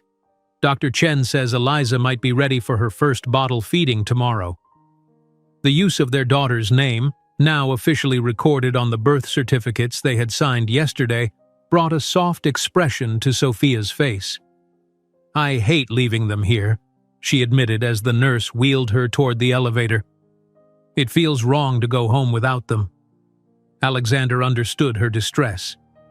"We'll come back this evening after you've had a chance to rest, and tomorrow, and every day, for as long as they need to stay." The ride to Alexander's house, their temporary home, was quiet. Sophia gazing out the window at the familiar city streets. It had been 3 years since she had been in his car, 3 years since their lives had been intertwined in this way. The strangeness of their situation wasn't lost on either of them. As they turned into the long private drive that led to the house, Sophia's breath caught audibly. The home was even more impressive than she had imagined, modern yet warm, with expansive windows that captured the water views and natural light. "It's beautiful," she said softly. "You finished it exactly as you planned." "Almost," Alexander replied, pulling up to the front entrance. "There were some changes afterward. I modified a few things." He didn't elaborate, and Sophia didn't ask. Whatever changes he had made after their breakup were part of a life she had chosen to leave behind. Now, circumstances had forced them back into proximity, but she was determined to maintain emotional boundaries even as they navigated physical closeness. Sophia's parents greeted them at the door, her mother's anxious fussing providing a welcome distraction from the awkwardness of the moment. Alexander carried her bag to her room, giving her space to settle in with her family's help. The next few days established a routine of sorts. Sophia rested in the mornings, building her strength after the surgery. Alexander worked from his home office, handling essential business matters while remaining available if needed. In the afternoons, they would drive together to the hospital, spending hours in the NICU with their babies, learning from the nurses how to care for their specific needs. The triplets continued to thrive, meeting milestone after milestone. Eliza, the largest and strongest, was already taking all her feedings by bottle. Claire's lung function had improved dramatically, allowing her to be removed from oxygen support. Thomas, smaller than his sisters but fiercely determined, had overcome a brief infection with remarkable resilience. Despite the shared focus on their children, Sophia and Alexander maintained a careful distance in their personal interactions. They were cordial, even friendly at times, but the deeper conversations about their past, about their feelings, about the future beyond this temporary arrangement remained unspoken. Until one evening, 2 weeks after Sophia's discharge, when the subject could no longer be avoided. They had returned from the hospital later than usual, having stayed for the triplets' evening care routine. Sophia's parents had already retired to their suite, leaving her and Alexander alone in the kitchen as she prepared a cup of tea. Dr. Chen mentioned the possibility of Eliza coming home next week, Alexander said, leaning against the counter as Sophia waited for the kettle to boil. She wants to discuss the transition plan with us tomorrow. Sophia nodded, her face a mixture of excitement and apprehension. One baby at home, 2 still in the hospital. It's going to be challenging. We'll manage, Alexander assured her. The night nurse will start on the same day Eliza is discharged, and your mother seems eager to help. Yes, but it's not just the practical aspects. Sophia turned to face him fully. Alexander, we need to discuss what happens after. All 3 babies will eventually come home. My parents will return to their own lives. The temporary arrangement we agreed to will need to evolve into something more permanent. Alexander had been anticipating this conversation, though he hadn't expected it tonight. He gestured toward the living room. Should we sit? This might be a longer discussion. Sophia nodded, bringing her tea to the comfortable seating area overlooking the darkened water. The house was quiet except for the gentle ticking of a clock and the distant sound of waves against the shore. I've been thinking about this constantly, Alexander began once they were settled. About what arrangement would be best for the children while respecting our individual lives. And? Sophia prompted, curling her legs beneath her on the sofa, a position so reminiscent of their evenings together years ago that Alexander felt a pang of nostalgia. And I believe the best solution would be for you and the babies to remain here, permanently. Sophia's eyebrows rose in surprise. Live here? With you? Indefinitely? Hear me out, Alexander said quickly. This house has more than enough space for all of us to live comfortably without being in each other's way. The children would have stability, one home, both parents present. We could share responsibilities equally without the complications of transferring 3 infants between separate households. Sophia was already shaking her head. Alexander, that's not realistic. We're not a couple. We're not even… She paused, searching for the right word. We're not even friends, exactly. We're 2 people connected by circumstance and shared biology. The assessment stung, though Alexander kept his expression neutral. We were more than that once. Once, Sophia emphasized. Years ago, before you made it clear that your work would always come first. That's not fair, Alexander replied, his voice tightening. You never gave me a chance to prove otherwise. You made a unilateral decision to leave. Sophia set her tea down with more force than necessary. After months of being consistently deprioritized, after countless broken promises and missed moments, was I supposed to wait indefinitely for you to decide I was worth your time? I was building something for us. The old argument resurfaced with surprising ease. Everything I did was with our future in mind. No, Sophia countered. Everything you did was with Reed Enterprises in mind. Our future was the justification you used to make yourself feel better about your choices. Alexander stood, too agitated to remain seated. That's not true. I loved you, Sophia. Everything I built, this house, the company's expansion, all of it, was meant to provide security for the family we planned to have. And yet, when it came time to choose between that future and a business deal, you chose the deal. Every time. The accusation hung in the air between them, a truth Alexander couldn't deny. He had prioritized work, had missed dinners and weekends and important moments, always believing there would be time to make it up to her later. "You're right," he finally said, the admission catching Sophia off guard. "I made the wrong choices. I thought I was building our future, but I was sacrificing our present. It took losing you to realize that." Sophia's expression softened slightly at his candor. "Alexander—" "No, let me finish." He moved back to the seating area, sitting across from her.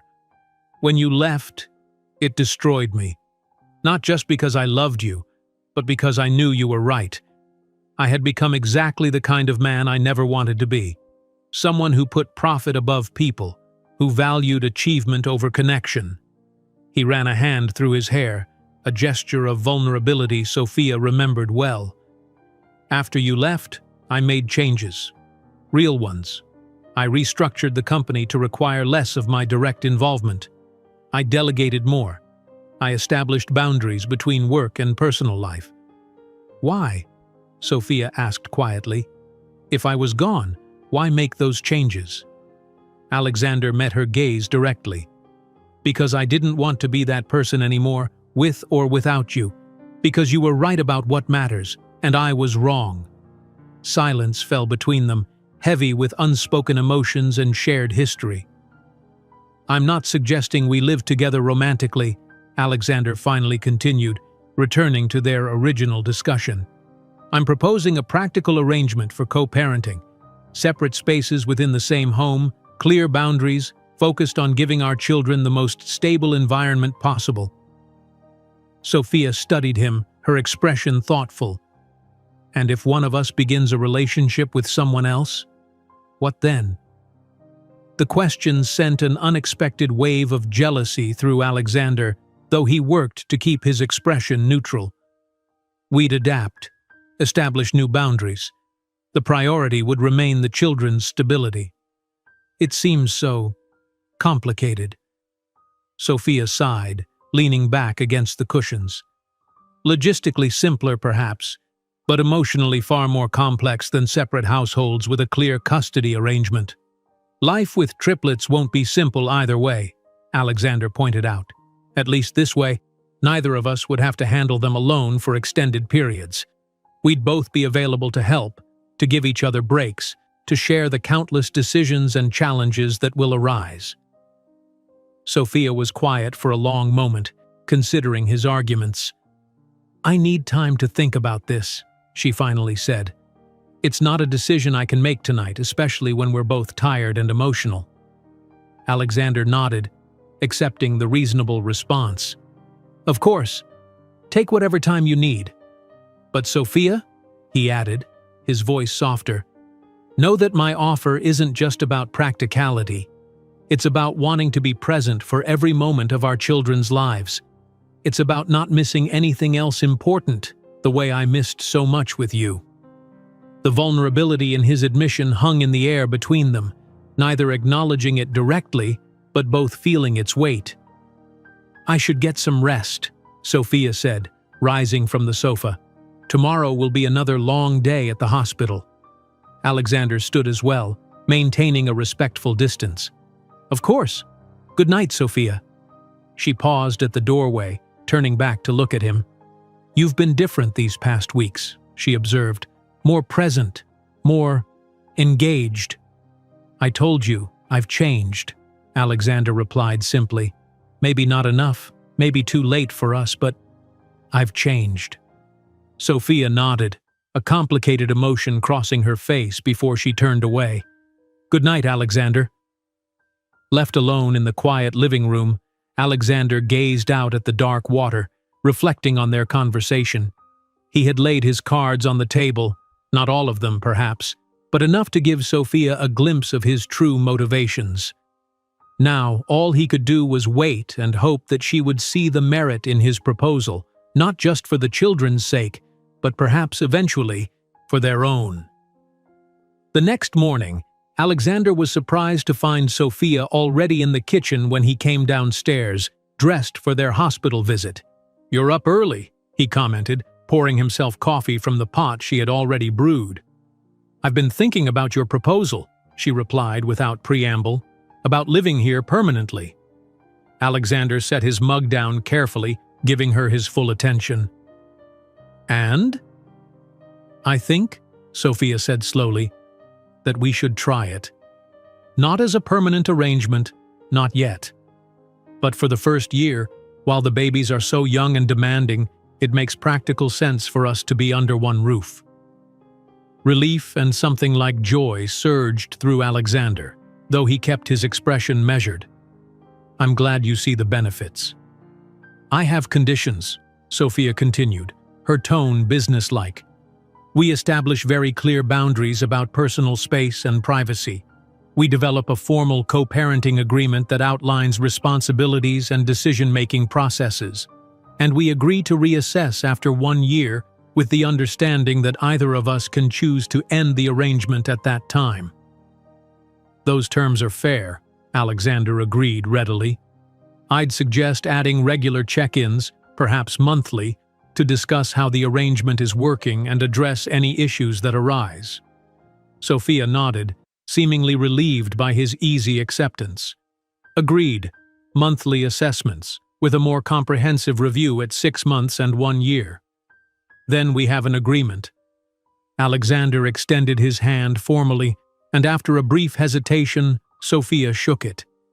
The moment their hands touched, a current of awareness passed between them, a reminder of the connection that had once been so natural, so essential to both their lives. Sophia withdrew her hand quickly, but not before Alexander caught the flicker of uncertainty in her eyes.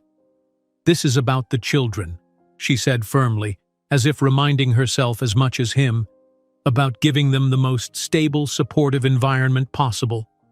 Of course, Alexander agreed, though he couldn't help adding, but Sophia, we're not just co-parents. We have a history, a connection that predates our children. Ignoring that entirely seems artificial. Sophia's expression tightened. What are you suggesting? Only that we might consider, in time, rebuilding some form of friendship. For the children's sake, if nothing else. They'll grow up seeing how we interact, how we treat each other. Wouldn't it be better if that relationship contained genuine warmth and respect, rather than just polite coexistence? The tension in Sophia's shoulders eased slightly. Friendship, she repeated, as if testing the concept. I suppose that's not unreasonable given our circumstances. Then shall we start there? Alexander suggested. As friends sharing a home and the care of 3 very lucky children? A small smile, the first genuine one he had seen directed at him since before their breakup, curved Sophia's lips. Friends, she agreed. I think I can manage that. It wasn't everything Alexander hoped for, not by a long shot, but it was a beginning, a foundation they could build upon, one day at a time, as they navigated the extraordinary circumstances that had brought them back into each other's lives. As they prepared to leave for the hospital, to visit the 3 tiny lives that connected them irrevocably, Alexander felt a cautious optimism bloom. The path forward wouldn't be simple or straightforward, but for the first time in 3 years, it felt full of possibility rather than regret. Eliza came home on a Tuesday, exactly 3 weeks after her birth. The milestone was marked with equal parts celebration and anxiety, as Alexander and Sophia carefully secured her tiny form in the car seat, double and triple checking the straps before beginning the journey from hospital to home. She looks so small in that seat, Sophia whispered, as Alexander drove with uncharacteristic caution, taking each turn as if transporting delicate crystal. Are we sure she's ready to leave the hospital?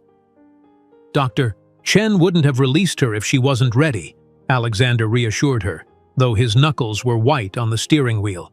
5 pounds is the minimum weight requirement, and she's at 5 pounds, 3 ounces now. Sophia nodded, unable to tear her gaze from their daughter's sleeping face. After weeks of seeing Eliza in the controlled environment of the NICU, surrounded by medical equipment and constant monitoring, it seemed almost surreal to have her here, in the back seat of Alexander's car, on her way to the home they now shared. When they arrived, Sophia's parents were waiting at the door, eager to welcome their first grandchild home. The next hours were a blur of activity, showing Eliza her nursery, introducing her to the night nurse who would help with her care, establishing a feeding and changing station in Sophia's bedroom for nighttime needs. That evening, after her parents had retired and the night nurse had taken the first shift watching over Eliza, Sophia found herself in the kitchen preparing a cup of herbal tea to help her sleep. Alexander appeared in the doorway, his expression a mixture of elation and exhaustion that she suspected mirrored her own. "She's really here," he said, moving to the refrigerator for a bottle of water. "In our home. It still doesn't seem real." "I know," Sophia agreed, stirring honey into her tea. "And in a few weeks, Claire and Thomas will join her. We'll have all three of them here." The thought was simultaneously thrilling and terrifying. One newborn already seemed like an enormous responsibility. Three would be exponentially more challenging. "We should celebrate," Alexander decided suddenly. "This is a milestone worth marking." Before Sophia could respond, he had disappeared from the kitchen, returning moments later with a bottle of champagne and 2 flutes. "Alexander, I can't drink," Sophia protested. "I'm breastfeeding, or at least trying to pump milk for the babies." "1 small glass won't affect your milk," he countered, expertly opening the bottle with a muted pop. "And this moment deserves acknowledgement. Our first child is home. It's a victory, Sophia." Put that way, she couldn't disagree. She accepted the flute he offered, raising it in a toast. "To Eliza," Alexander said solemnly. "May her life be filled with joy, health, and endless possibility." "To Eliza," Sophia echoed, clinking her glass against his before taking a small sip. The champagne was exquisite, of course. Alexander had always had impeccable taste in wine. They stood in comfortable silence for a moment, the shared milestone creating a momentary intimacy that transcended the careful boundaries they had established. "We did it," Sophia said softly. "We created 3 perfect little humans." "We did," Alexander agreed, his gaze warm as it rested on her face. "Though I can't take credit for the difficult part. You carried them, Sophia. You gave them life." She shook her head. "I didn't know they were yours when I decided to have them. The credit belongs to medical science and coincidence more than to either of us." "I disagree," Alexander said, setting his glass down. "Coincidence may have played a role in their conception, but you made a choice, a brave one, to become a mother on your own terms. And now here we are, co-parents to 3 extraordinary children who will grow up knowing they were wanted, planned for, and loved even before they existed." The sincerity in his voice touched something in Sophia that she had carefully guarded since their reunion. For the first time, she allowed herself to really look at Alexander, not as her ex, not as the father of her children, but as the man standing before her now. He had changed, she realized. Not just in the ways he had claimed, the structural changes to his work life and priorities, but in subtler ways too. There was a steadiness to him that hadn't been there before, a depth of character that spoke of lessons learned and growth achieved. The ambition was still there. Alexander wouldn't be Alexander without it, but it seemed tempered now by a clearer understanding of what truly mattered. "What are you thinking?" he asked, noticing her scrutiny. Sophia hesitated, then decided on honesty. "I'm thinking that you have changed. Not completely, you're still fundamentally Alexander, but in important ways." A small smile played at the corners of his mouth. "Is that a compliment?" "An observation," she clarified, though her tone was light. "A positive one." "I'll take it." Alexander raised his glass again in a small salute. "And for what it's worth, you've changed too. There's a confidence in you now, a certainty about who you are and what you want, that's compelling." The word hung between them, charged with unspoken meaning. Sophia felt a flush rise to her cheeks and turned away, busying herself with rinsing her barely touched teacup in the sink. "It's getting late," she said, needing to break the moment before it developed into something more complicated. And Eliza will be awake for her next feeding in a few hours." Alexander accepted the deflection gracefully. "Of course.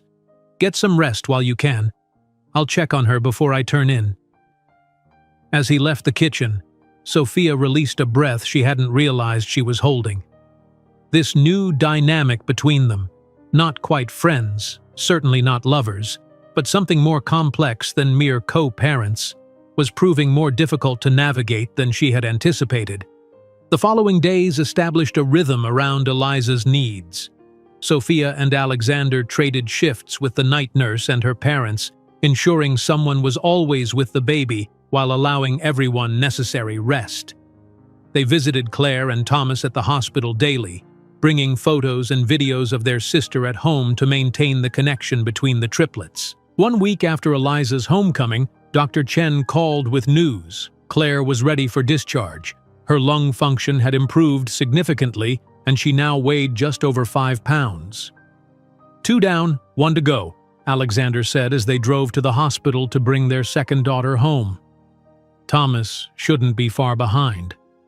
Dr. Chen thinks another week, maybe 2, Sophia agreed, her anticipation mixed with apprehension at the thought of managing 2 newborns at home while still visiting Thomas daily. "It's all happening so fast." Alexander glanced at her, concern evident in his expression. "Are you worried about managing all 3? "Of course I am," Sophia admitted. "Any sane person would be. But we have help, and we have each other. We'll figure it out." The casual inclusion of Alexander in her planning, "we" instead of "I," did not go unnoticed by either of them. Over the past weeks, their teamwork had developed naturally, each recognizing and respecting the other's strengths and instincts when it came to caring for Eliza.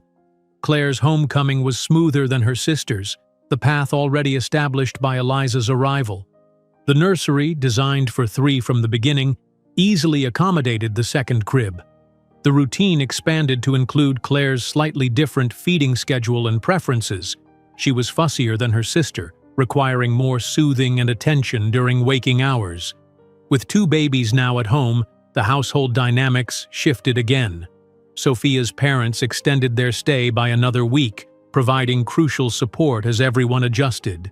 The night nurse proved invaluable, allowing both Alexander and Sophia some semblance of sleep despite the near-constant needs of 2 newborns.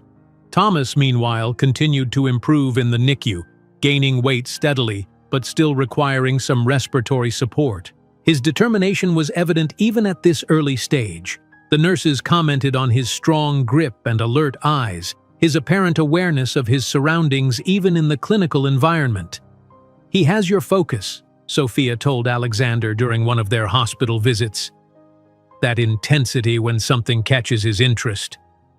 Alexander smiled, watching as Thomas's tiny hand curled around his finger. "And your resilience. He's been fighting since day 1.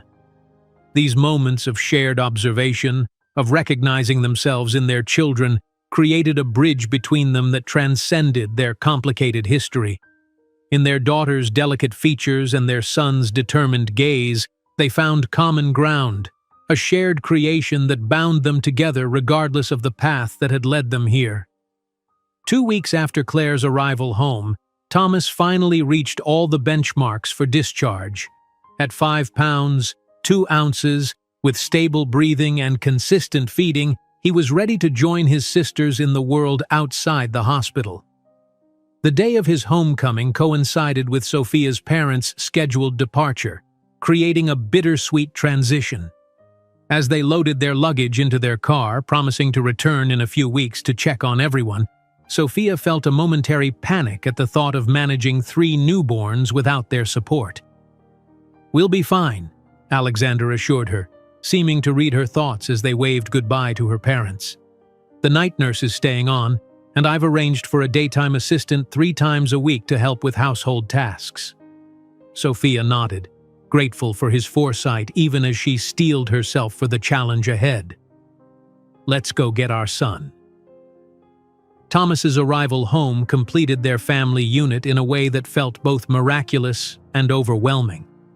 For the first time, All three babies were together outside the hospital environment, their separate cribs arranged so each could sense the other's presence. That evening, after the triplets had been fed, changed and settled for what would hopefully be a few hours of sleep, Sophia and Alexander stood in the nursery doorway, watching the three tiny forms illuminated by the soft glow of a nightlight.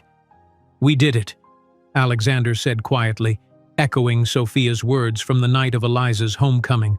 "All three of our children, home safe." The journey from the emergency blood donation to this moment, three healthy babies and two parents learning to navigate their unexpected connection, seemed almost dreamlike in its improbability. "I never imagined this," Sophia admitted, her voice barely above a whisper to avoid disturbing the sleeping infants. "When I decided to have a child on my own, I pictured a very different life than this." Alexander's gaze shifted from the babies to her face. "Do you regret it? The way things have turned out?" The question was loaded with significance beyond the immediate circumstances of their co-parenting arrangement. Sophia considered it carefully, wanting to give an honest answer. "No," she finally said. "It's not what I planned, but I don't regret it. The children have their father in their lives from the beginning. They'll grow up knowing they're loved by both parents. That's more than I dared hope for when I realized who the donor was."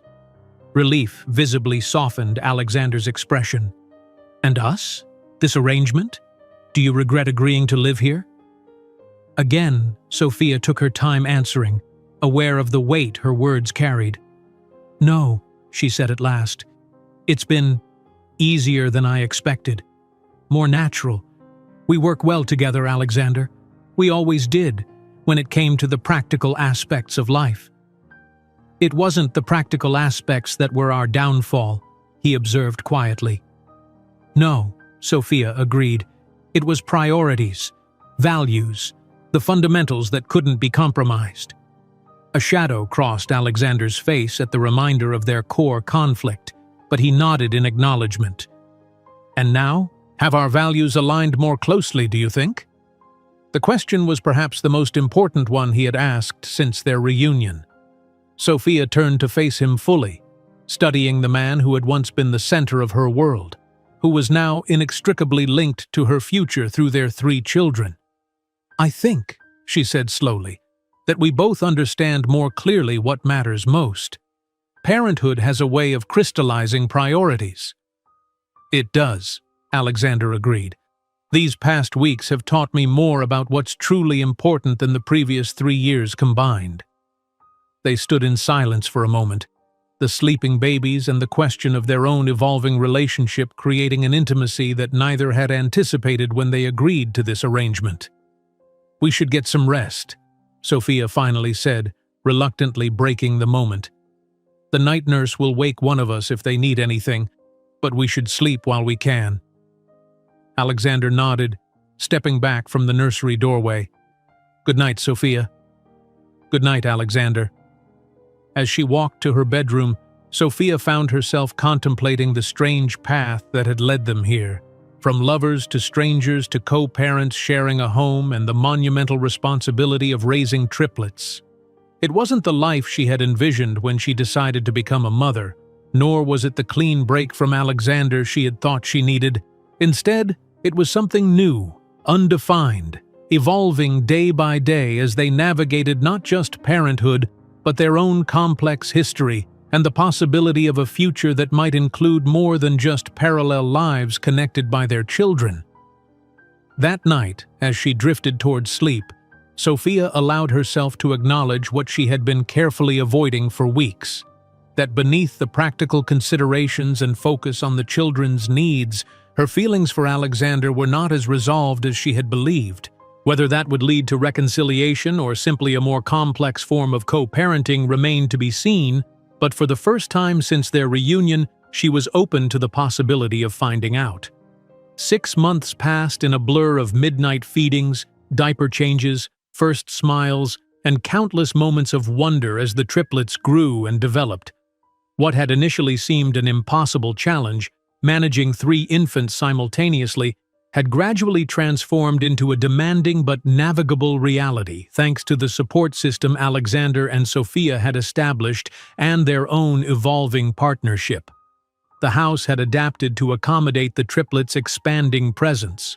The nursery, once pristine and theoretical, now bore the cheerful disarray of actual use.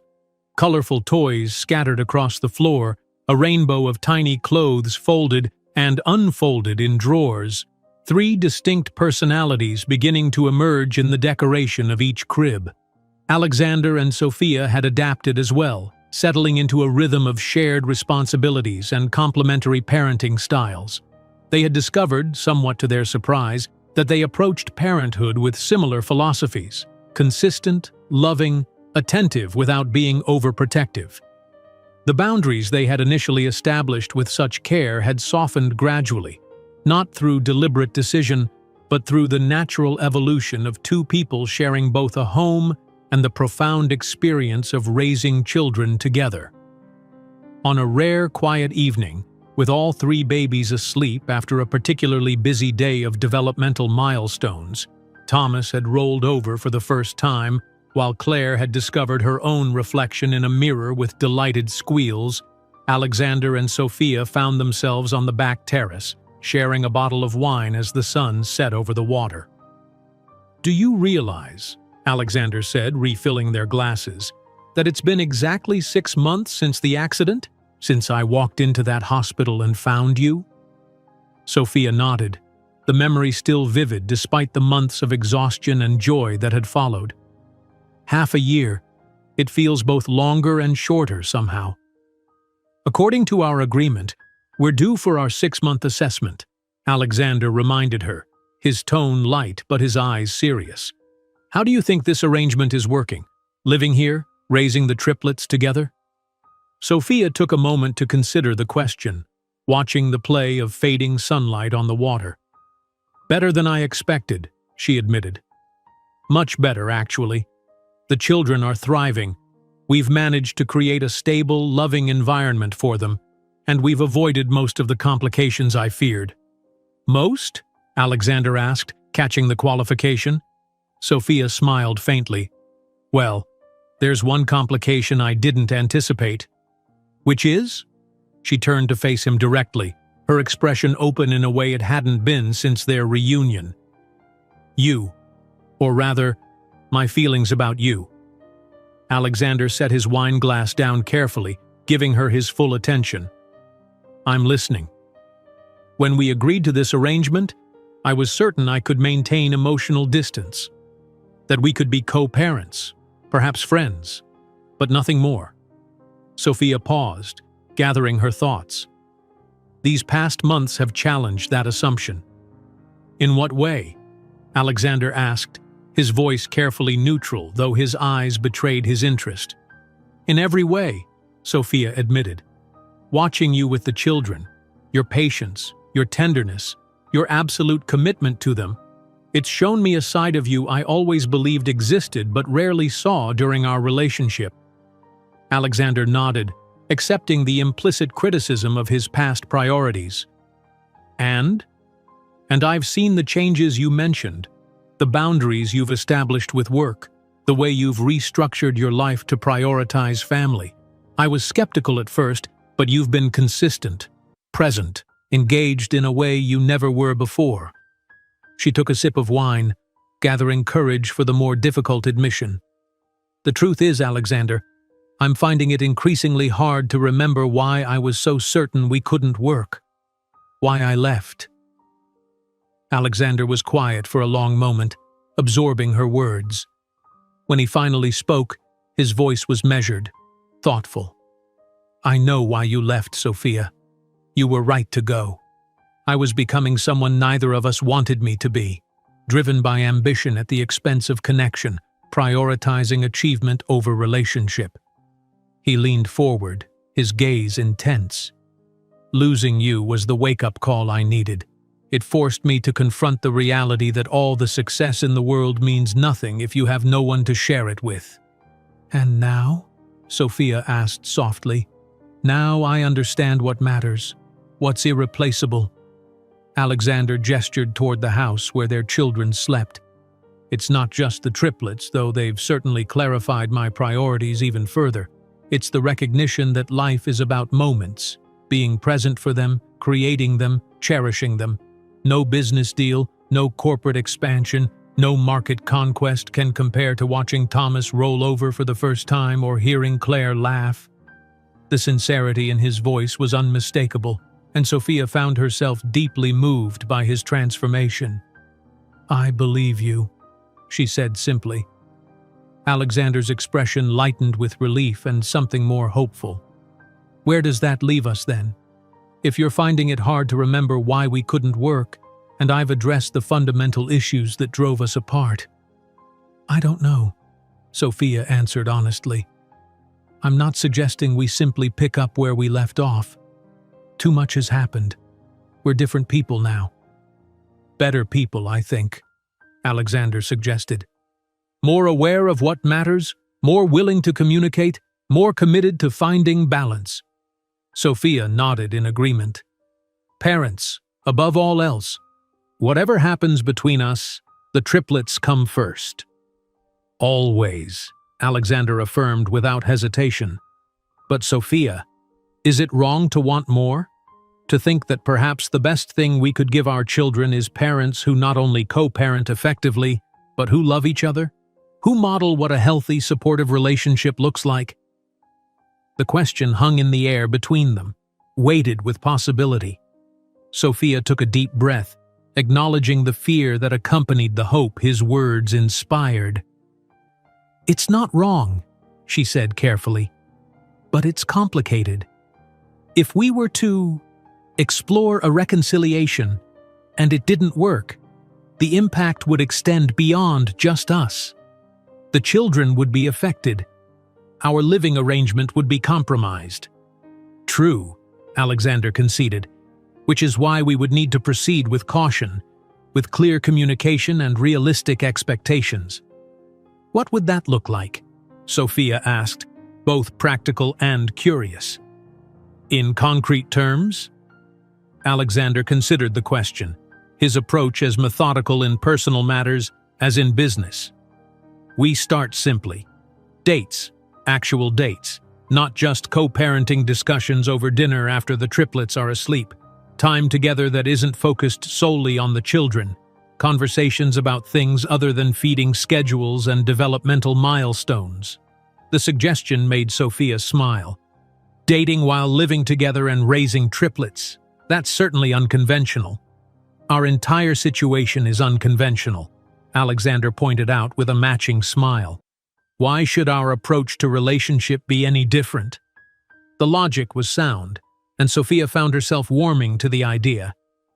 "We would need to maintain boundaries, at least initially. Separate bedrooms, clear communication about expectations and comfort levels." "Agreed," Alexander said readily. "This isn't about rushing back to where we were.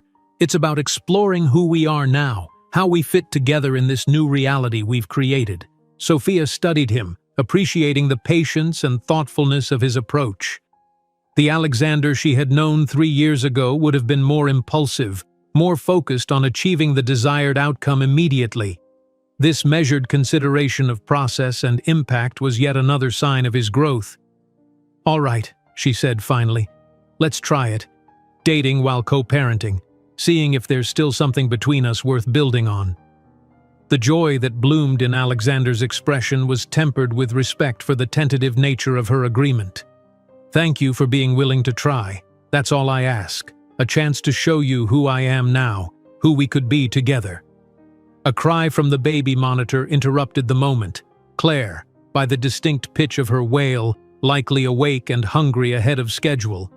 "I'll get her," Alexander said, rising from his chair. "You finish your wine." Sophia watched as he moved toward the house, his steps quickened by parental responsiveness, but not panicked. 6 months of experience had taught them both to distinguish between urgent cries and manageable fussing.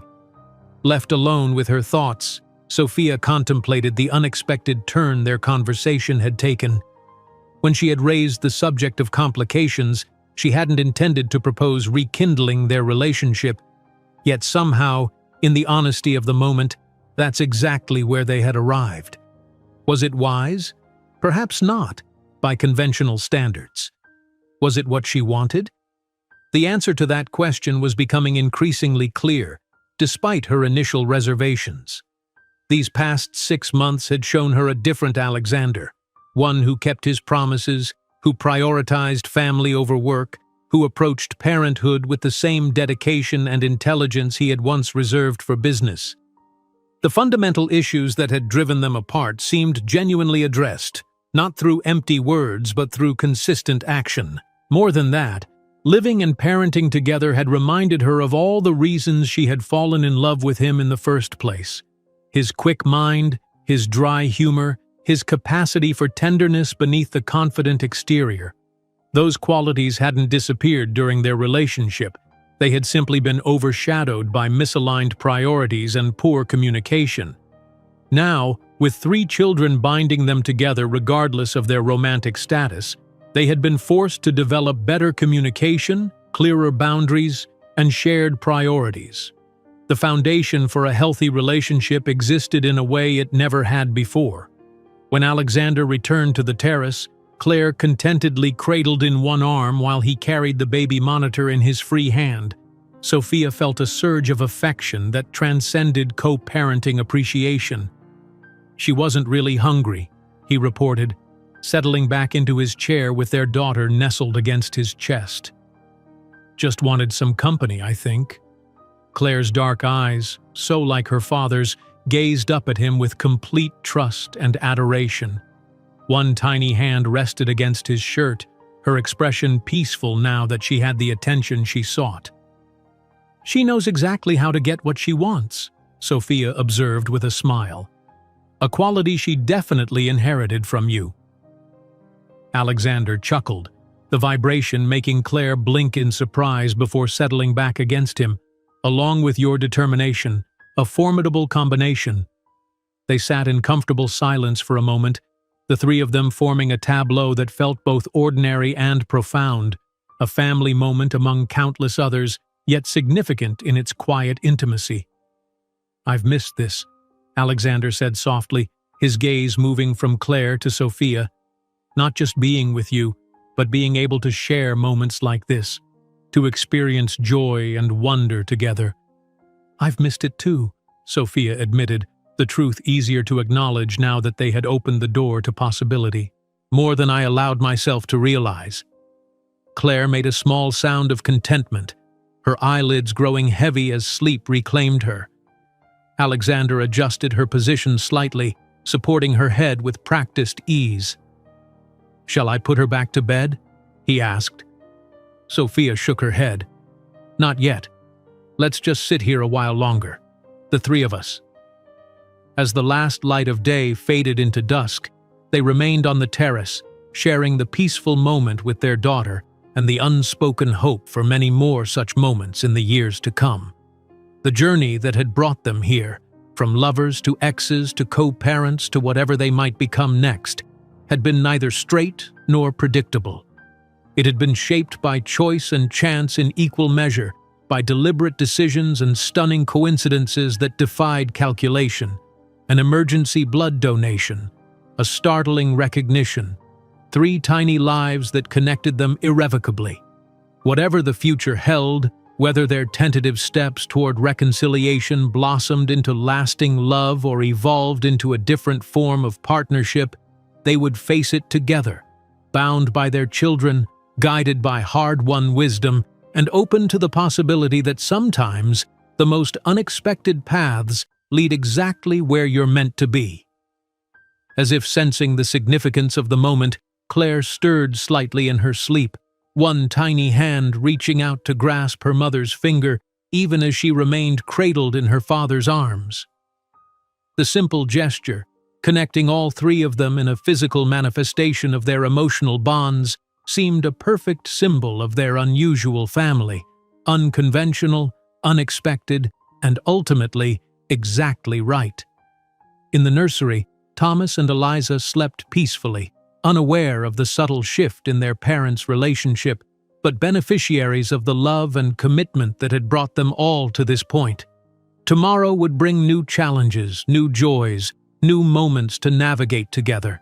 For tonight, this quiet connection was enough, a promise of possibility, a foundation for whatever came next. Alexander met Sophia's gaze over their daughter's sleeping form, his eyes reflecting the same mix of gratitude, wonder, and tentative hope that she felt. No words were necessary.